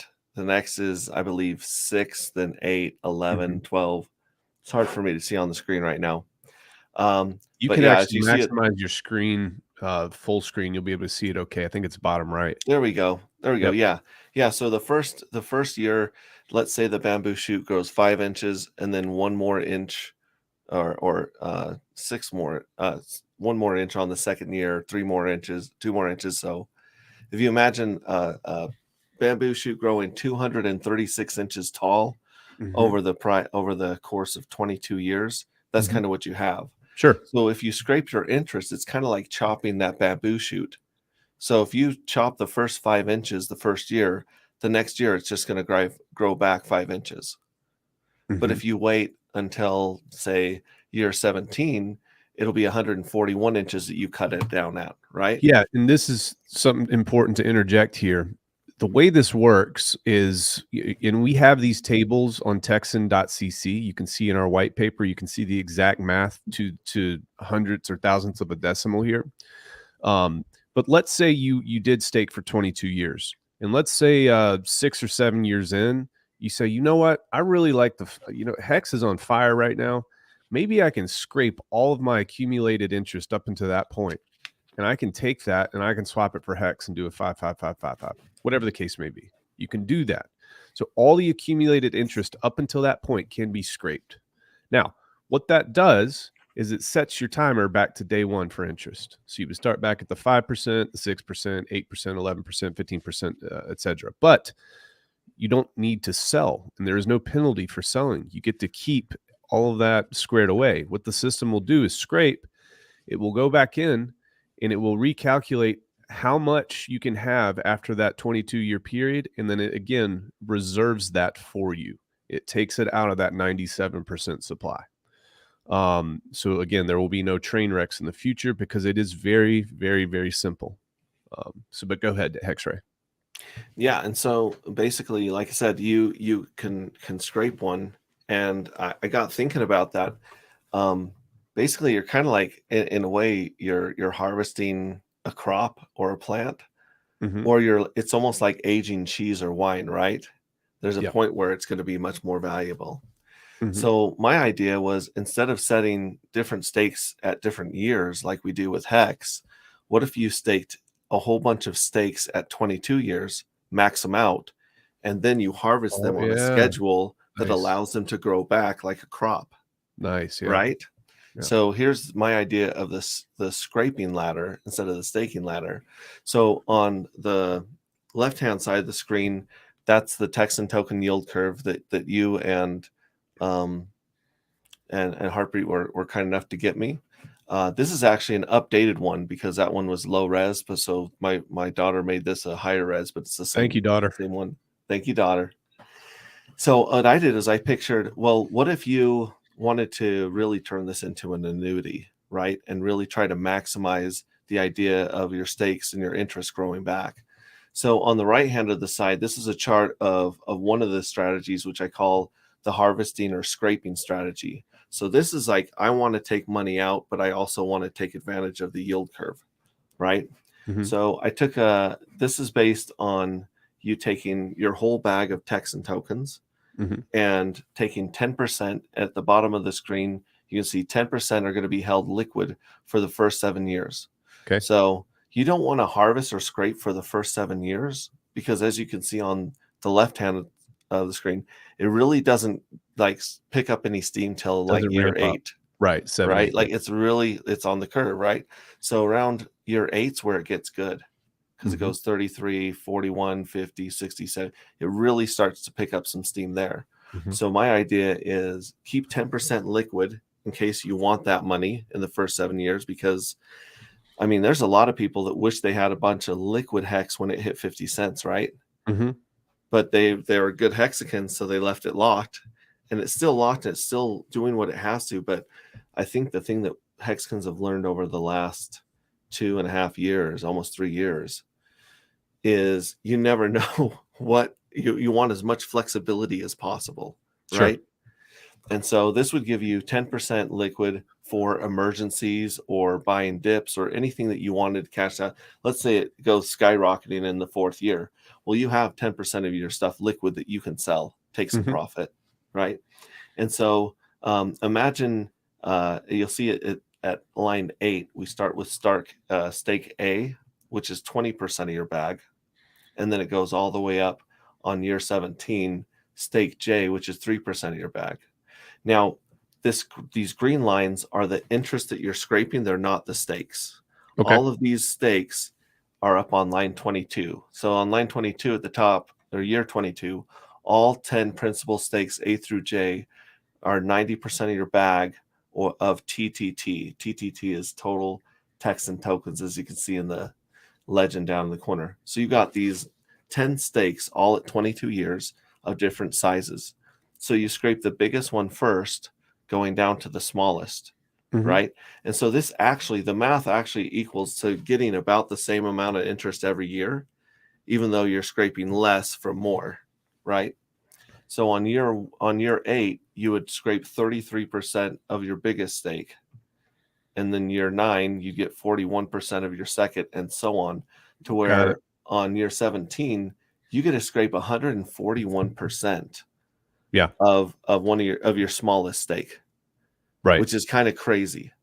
And then we've ran out of stakes on year 18, but because we've waited 10 years since we scraped the first stake, it's grown back to 50%. So A, B, C, and D have all grown back to the 50% when you go back to harvest them years 18, 19, 20, and 21. And here, go ahead. No, go ahead. Oh, no. Here's the important thing to understand is this would seem completely impossible if it not were for the fact that this is not going to be an unlimited supply. This is not going to inflate forever. So the incentive is actually to go grab this before it runs out. Now, we have modeled this with average number of users that were applied to kind of like Hex, for example, or wallets, the sacrifice for Pulschain and Pulsex. We've done a lot. We don't expect this to run out for about 50 years, but that still depends on just depends on adoption. So and that's the neat thing. When you do make this stake, it is reserved for you and you alone. Yeah, awesome. So like I said, this is just one way that if you apply delayed gratification for 7 years, not completely.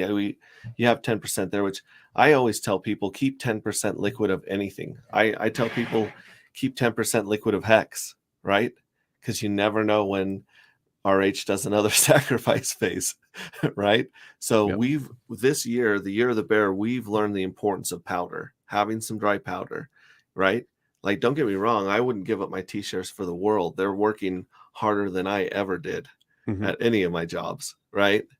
But you that flexibility, we're all looking for game theory, right? We're all looking to win and get the most out of every little piece of math, right? Yeah, and you want to be involved. You want to be involved with, I think, with an ecosystem that has multiple yield-bearing components, and we see that already. We see that with Hedron. Obviously, Hex is the Rolls Royce. This is much simpler than Hex, and it's not a good thing or bad thing. It's just apples and oranges. We don't have a T-share system, which is brilliant. Simulated compound interest and things of that nature. The biggest thing that we're bringing to the table is the ability for people to be able to scrape their interest and be able to use that in other protocols as well to compound. And if you have 3 or 4 or 5 of those, and you've got adoption to a layer 1, you've got a bunch of people, influencers or YouTubers or just people out there that are talking about all these projects. This community can be extremely, extremely powerful. And then you compound the fact that we're not targeting hexkins. We're targeting people who aren't in crypto. We're targeting existing communities to tokenize existing communities. And some people say, well, it's a promise, Brandon. You're making this a promise coin. So it's not a promise coin because we have already signed on the dotted line. It's done. Okay. Well, so the game cartridge is made, right? The game cartridge is being tested on testnet right now. Yeah, and not only that, but the thing I want to point out is this isn't just some pipe dream. Like the organization that we're working with, we're all in. Both of us are all in. We're partners on this. So the neat thing after this too is once it's released, again, no admin keys, immutability, all the things that Richard taught us, this is going to apply to this as well. And then it's up to the market to be able to do that. However, it's not just up to the market. There's an extra like foundation here. It's the fact that these people, these members, they're already participating outside of crypto and helping keep this organization afloat every month. And now they're going to have a piece of that pie. It's not just going to be give them this and forget about it forever. Now you can actually participate. And that's why we think that kind of this idea and this notion, hopefully a lot of people see this. It'll catch on with other projects too, because this is just really, really powerful for nonprofits, extremely powerful. Right. And let me make a couple points about this. Obviously, this is for someone who thinks they're going to be alive in 22 years. Yeah. Let's say you're in your 60s or 70s. You can obviously adjust this to taking the scrapes earlier, or depending on your legacy. The next slide will talk more about legacy, because some hexagons don't plan on ever taking profit of some of their T-shares. Like there's a lot of hexagons that see hex or these instruments as a way to leave a legacy to their kids and grandkids, right? So if you use this economic momentum the way it's supposed to be used, then it can basically live forever. It can snowball more than what they call the burn rate, or how much money you're spending. You might hit that somewhere on this stake. Like you might get to year 12 and you're like, I don't need all the money coming out. I don't even need to scrape this year. And you just let it roll. Yeah. Right. But this is just kind of an idea of how you can have some powder for the first 7, 5, whatever years you want to wait, so you're not destitute and totally locked. And then how you can basically pull a really good chunk out without killing the golden goose, letting the golden goose, or in my analogy, letting the bamboo shoot keep growing, right? You're not ripping the roots out of the ground. Exactly. And I wanted to point this out too. We really are we understand, Matt and I understand Crypto Heartbeat for you guys in chat. We understand that this community is, it's powerful. It made us who we are. And we're helping pump everybody else's bags too. It's just a very symbiotic relationship, right? So we are going to airdrop the Hex Staker class. We're going to do the Pulschain folks, and we're going to do the PulseX folks. And that was a change that we just recently made here. So I'm excited to announce that, because initially it wasn't that, but we're going to go ahead and do that. And it will be of value. It's not going to be, quote, it's not going to be pennies on the dollar here. So we want to make sure that people have the ability to participate. We know that a lot of people who got into the PulseX sacrifice, they're new to this ecosystem. And I'll tell you guys this, you can hold Texan, you can dump it, you can buy Hex. It's whatever you want to do. All right. But we're giving it to you to make that decision and that choice. Right. I'm trying to pull the other one up, but it doesn't want to pull up yet. So. Oh, no worries. Do they have any questions in chat right now about what you've gone over? Doesn't seem like there's many questions here. It's really it's pretty simple and straightforward. Unless David, do you have any questions about it? Far Out Aliens leaving everyone in his family a penny. No, I mean the only questions I guess Hexray kind of went over it. Yeah. My questions would be, what would be the recommended staking strategy for this? Like in Hex, that I'm a big fan of the yearly staking ladder, but this is interesting. I don't know. I'm still trying to wrap my mind around this. Yeah, part of the reason that we even do these streams is obviously get the word out, but we encourage the community. We want to use your brains. Come up with some interesting ideas. We'll slap your name on it and we'll promote it, because this is different, and it provides a different type of flexibility. So in terms of recommendations, it's really going to depend, I guess, on what your goals are. If you want that income paid in Texan yield, then maybe you do set up multiple scrapes. I really like your idea, Hexray. I think that's freaking awesome. I think what you did is really cool, because it provides constant yield. Yeah, it's like how you want to be financially free as soon as possible. And I think if you do anything like in Hex, where you do the 5-5-5-5 stakes, right? Eventually you're going to get to a day where that's possible on almost any budget if you put in the delayed gratification. Sure. But somewhere in between those 15 years, you might have all the money you want, but it's still locked up for 15 years.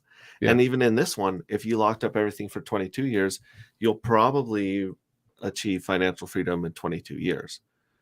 But but laddering your stakes gives you the option to take that profit sooner, and scraping your stakes gives you that opportunity here. Gives you options. Yeah, I'm going to go ahead and do this one's not working, so I'm just going to think Peter, do you have a question, Peter? Just how does the, and I know this all dependent on like Pulschain and timing, how does the initial minting phase work, or donation phase? What's like the timeline, or how does that work? Yeah, so initially what we're going to do is we'll have the donation phase, and that's going to be run completely by the folks at TNM. So you can go to texitnow.org just to kind of learn about what they do. But you'll have the donation phase, and what TNM is going to do is give us a list of addresses, okay? And then once Pulschain launches, as soon as Pulschain launches, or as quick as we can, we're going to go ahead and launch the project and airdrop folks as soon as Pulschain launches. That's kind of the idea. And based on how much that you donated to them, we'll have a bonding curve as well. But for at least the first maybe week or 10 days or 20 days, there will be a 10,000 points to $1 donation ratio there. Does that answer your question? Yeah, totally. Yep. Okay. So my chart keeps disappearing and crashing on me. I'm not sure why, but if it stays up long enough, I'll explain this next strategy. So this is a strategy of super duper delayed gratification, right?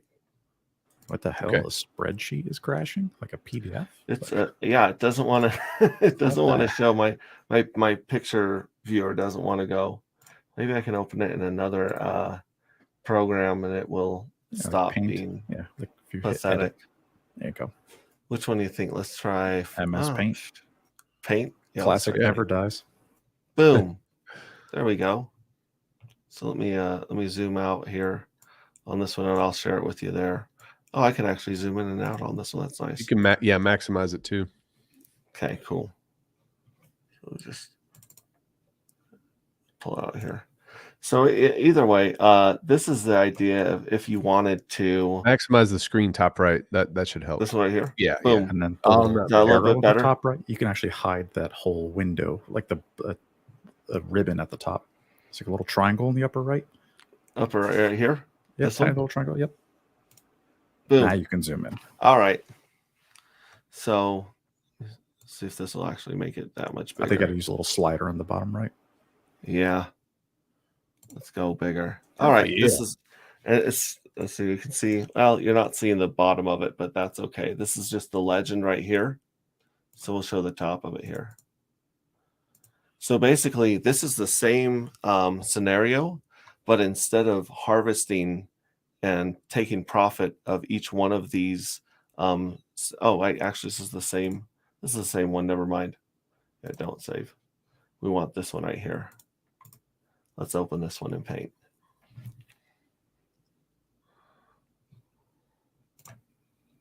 There we go.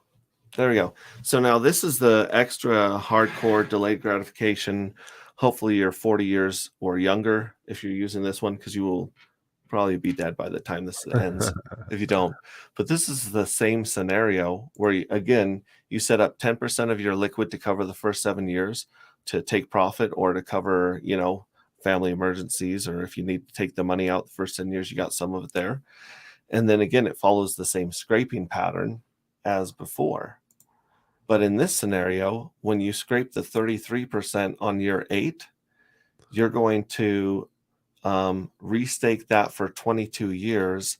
So it shows up over on the right-hand side in year 30. Do you see year 30 there? Okay. Yeah.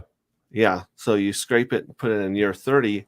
So if you were to scrape that interest, start another 22-year stake and not touch it, then you can see at the end of the screen, it says 236, right? So you got 236 percent interest if you don't touch it for 22 years. And this is just scraping every year, 8 through 22, or sorry, 8 through 7, right? And you're just restaking everything 22 years. So you're starting a staking ladder year 30 through 39. Yeah, I think here's something to point out too. I think that once people start understanding this concept, then you get the idea of the scarcity of that 97% OA, because this can be used as a perpetuity, which means you've got yield for operational costs without having to sell. So that OA can get chewed up real quick, I think, once it finally clicks in people's heads. And it's kind of similar to Bitcoin inflating until it doesn't inflate anymore. And then there's no more left except, on the market. So it's a very similar concept here. And when you start talking about these time horizons, we go out, 35 years because you're restaking, or 40 years because you're restaking. It gets kind of interesting. So yeah, if you restake year 18, 19, 20, and 21, then you're actually staking out to year 43, right? I believe. Right. 43, 44. And these are modeled 50 to 100 years. And once there's no Texan in that locked contract, there's not going to be the ability to restake. So again, yeah, just a lot of FOMO there once people understand that. Yeah, you'll also notice that year 23 through 29 are empty, right? Because you're starting on year 8 and jumping to year 30, and so you have a gap from year 23 to year 29, right? Now the thing is, if you do have all these, if you've been setting up these ladders during that time, as soon as you hit you're going to have your own big payday on year 22. Because you're going to get all of your interest back plus any remaining all your principal back plus any remaining interest, right? Yeah. So at 22, you'll have probably enough funds to cover that gap, but you'll also have the interest to scrape from these new stakes on year 30 through 39 that you can scrape, starting at year 23, 24, 25, 26. You can do the same scraping harvesting strategy from the first slide. So Hexray, I think you should put your name on this, and then we'll actually post it in our Telegram, and we'll post it in our channels. So this will be your strategy, man. That's good. That's awesome. The Hexray strategy. We can take off that pinned comment so we can see David Feeder's beautiful face. All right, let me see there. Let me get out of this. Let me stop sharing. There we go. Dude, great work though, man. That's the type of stuff that I love. I love using everybody's brain in the community to figure out cool things to do with this. So I'm excited to see, and I would encourage everybody, you can take a look at those tables at texan.cc, and you can get an idea of how this actually works. On top of that, we are independently audited and certified now. We paid $35,000 for it. So that's also up on the website, and that is by CertiK, the industry standard, essentially. And yeah, we're looking forward to it. You can go to the Telegram, which is t.me/Texan Token, and Twitter is Texan_token as well. I can answer any questions. Matt can answer any questions. And we do have people on shift in our Telegram. So 24/7, no matter what part of the world you're in, we'll be able to answer any questions that you have. Yeah. And my desire with this, just the scraping strategy, is to create a spark. because we have Yep. people in our community that are lethal with Excel spreadsheet. Sure. They'll take a look at my idea, and in 10 minutes, they'll have an entire set of spreadsheets set up where you get to put in your amount of Texan tokens, what you think the price will be, and it's going to spit out dollar amounts for all those years. And then also, I try to think of a strategy that people can form to whatever they want. Maybe you only want 5 stakes. Maybe you want to wait till the end, but it just kind of gives people an idea to start building on. So Sure. I'm just happy to be part of this crazy passionate I think it's community. awesome. Yeah, I told you from the start. I'm like, hey man, we're friends. You and I are friends, but I said it's completely up to you whether or not you want to participate, man. That's the cool thing about this. This is the blockchain, and I really like the fact I had no idea that you were doing this, man. So I really appreciate it. The other thing that I want to point out here is, and this is important, some people don't realize that I am the co-founder with Crypto Heartbeat. So I wanted to point that out, and I'm not just shilling some random project here. This is actually my blood, sweat, and tears in this, and we've been doing this for about 18 months, and myself about a year now. So just want to let everybody know that. Awesome. I can't believe we got through everything I wanted to get through in 2 hours. Mostly on our 3 brains with help from with Johnny and Sloth's brain power. This is pretty sweet. And I can't tell you guys how good it feels to be back on Tech Talk and have some stuff. Because, well, for a while I was gone. And then for a while it was like, we can bring on David and he can run us through GitLab for 5 minutes. But there really wasn't a lot to go on other than trying to understand all these other crazy projects and ecosystems that are being built around Hex. Hex is finished code, and it's a truth machine, and those two things have been so powerful in our lives. I don't know how many millionaires we're at right now. Even with the price of Hex, if you go down the league, there's still an insane amount of millionaires because of Hex in a bear market. Even if we go down to a penny, there's still a slew of millionaires that owe that to Richard Hart and his teams, and they give them credit for all the freedom and blessings we've enjoyed. I still tear up every time I watch David Feeder's testimonial, man. And that was at a penny. Does. I cried like a bitch at a penny, right? Yeah. So that's yeah, awesome. I'm just glad to have you guys back here. Hopefully, the Hexagon community, they can chew on this and get their little tech talk fix. Like I said, there's 5 other streams going on right now. There's always a stream going on, and people, we try to be considerate and not step on each other's toes. But that's what YouTube Premium's for, man.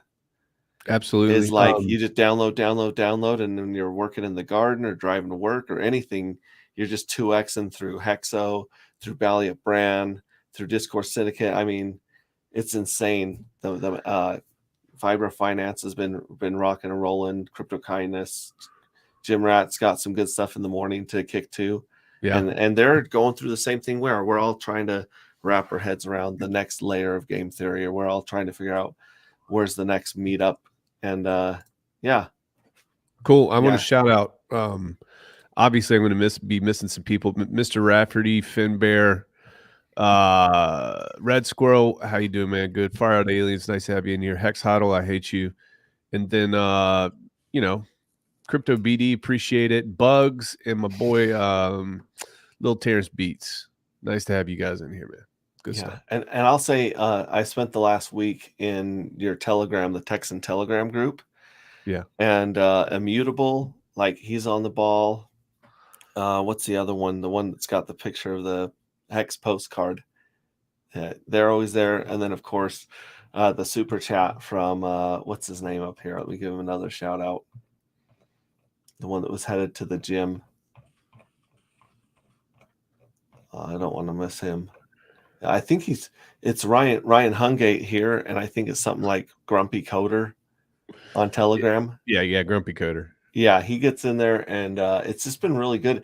And there's a lot of stuff that's still up in the air, right? You guys haven't decided your donation phase locked it down. You guys haven't decided all of your airdrops so far. I mean, you've announced some of the people. Yeah, the that amounts. You guys are doing that. We know who we're doing it for. The amounts are up in the air, and then the dates are. But I think you're going to see a lot of clarification with that in the next week. Awesome. Yep. So yeah, I really appreciate all of the stuff that Richard Hart has inspired. For No, the he taught us. There's no way this would be possible without his direction, guidance, and knowledge. Like, I wouldn't have known anything about admin keys. I wouldn't have known anything about what the hell a mutable contract even means, like before him.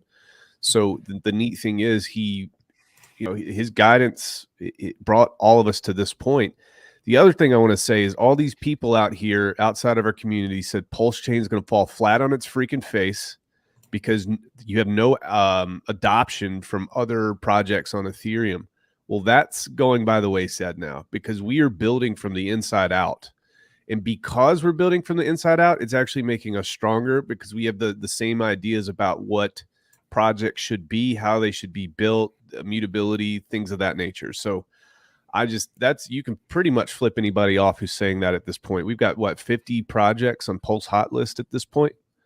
Built from within the community. So that's huge. And that's only going to get crazier. Very, very excited. And it was Richard in the first place that made Uniswap famous. Right. Mexicans were the volume on the decentralized exchanges 2 years ago. Like, we're the trendsetters. Exactly. Like, everybody's coming to Pulschain. Ethereum is going to be a ghost town in 3 years. Mark my words.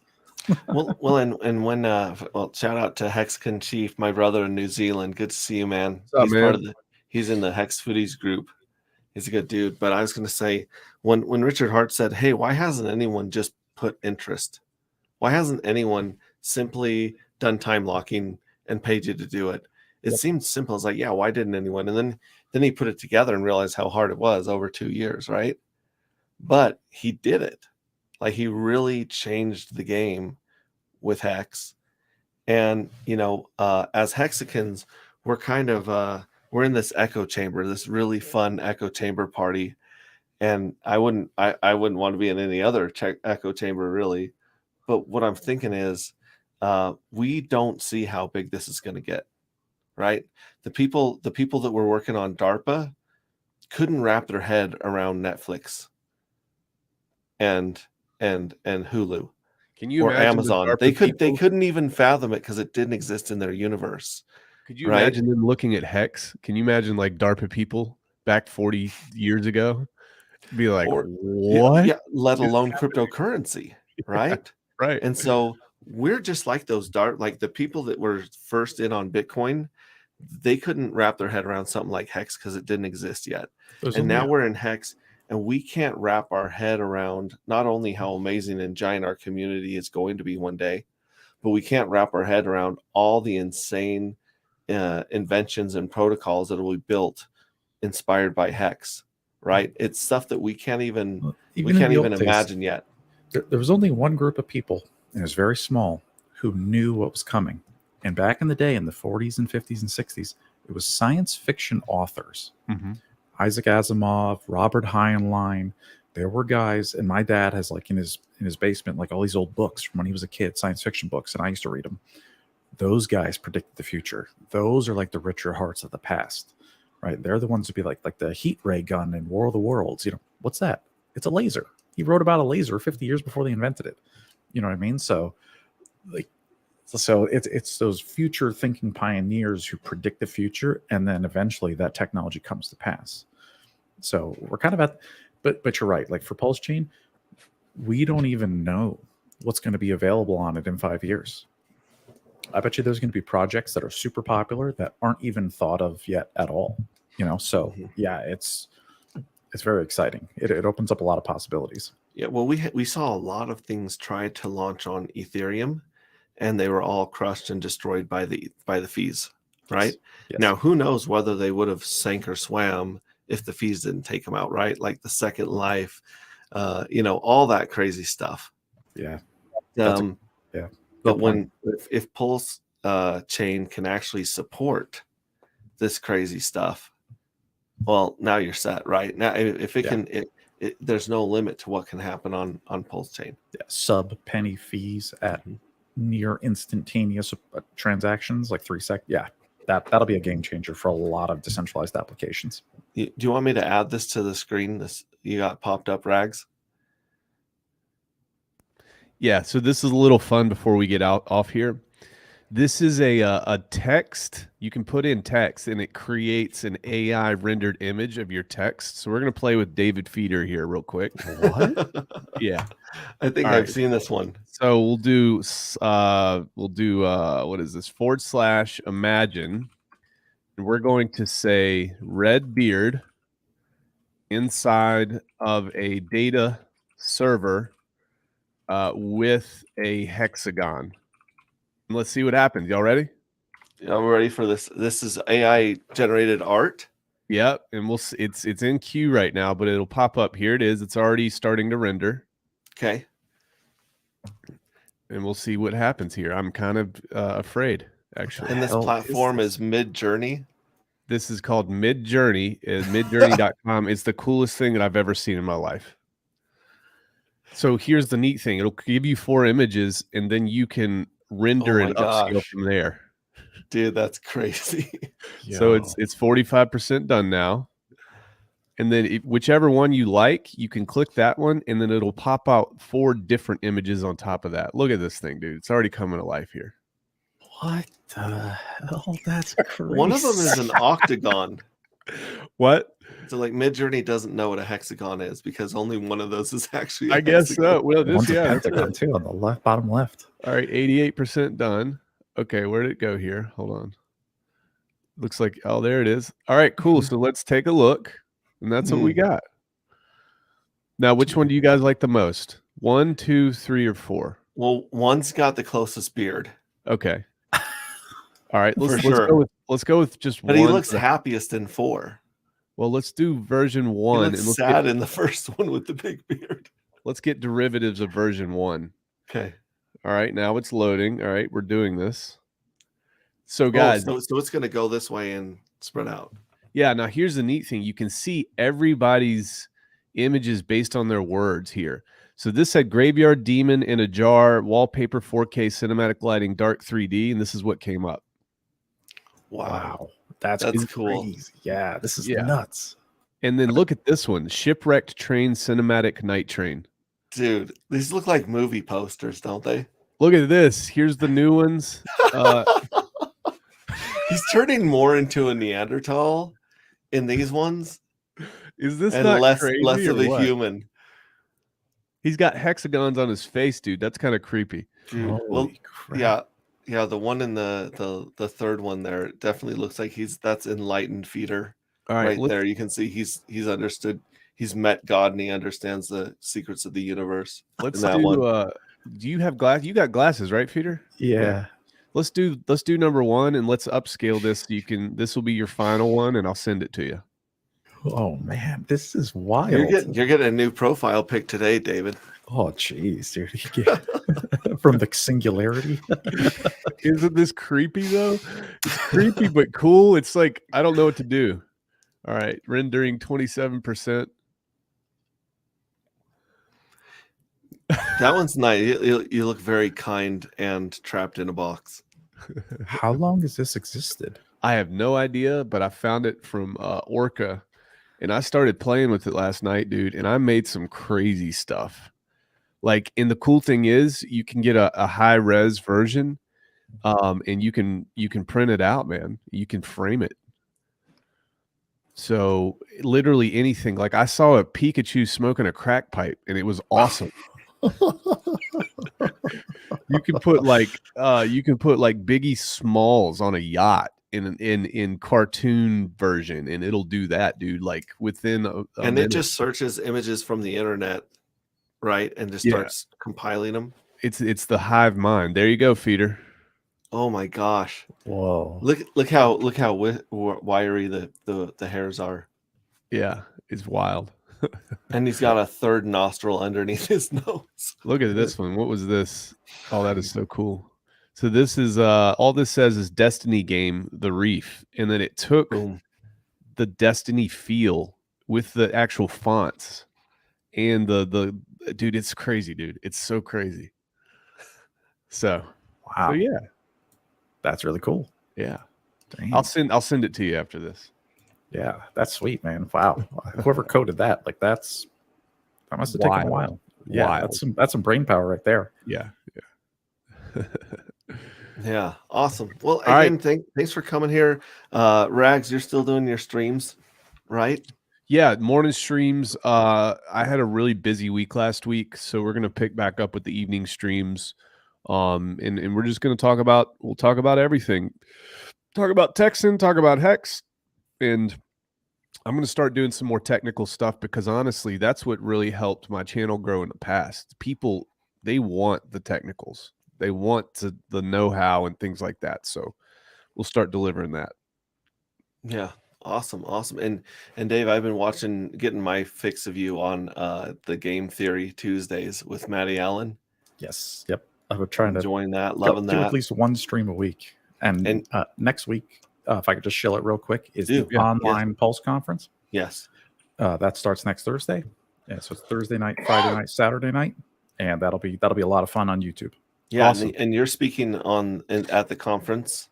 Yes, right. And you got Thursday night and Saturday.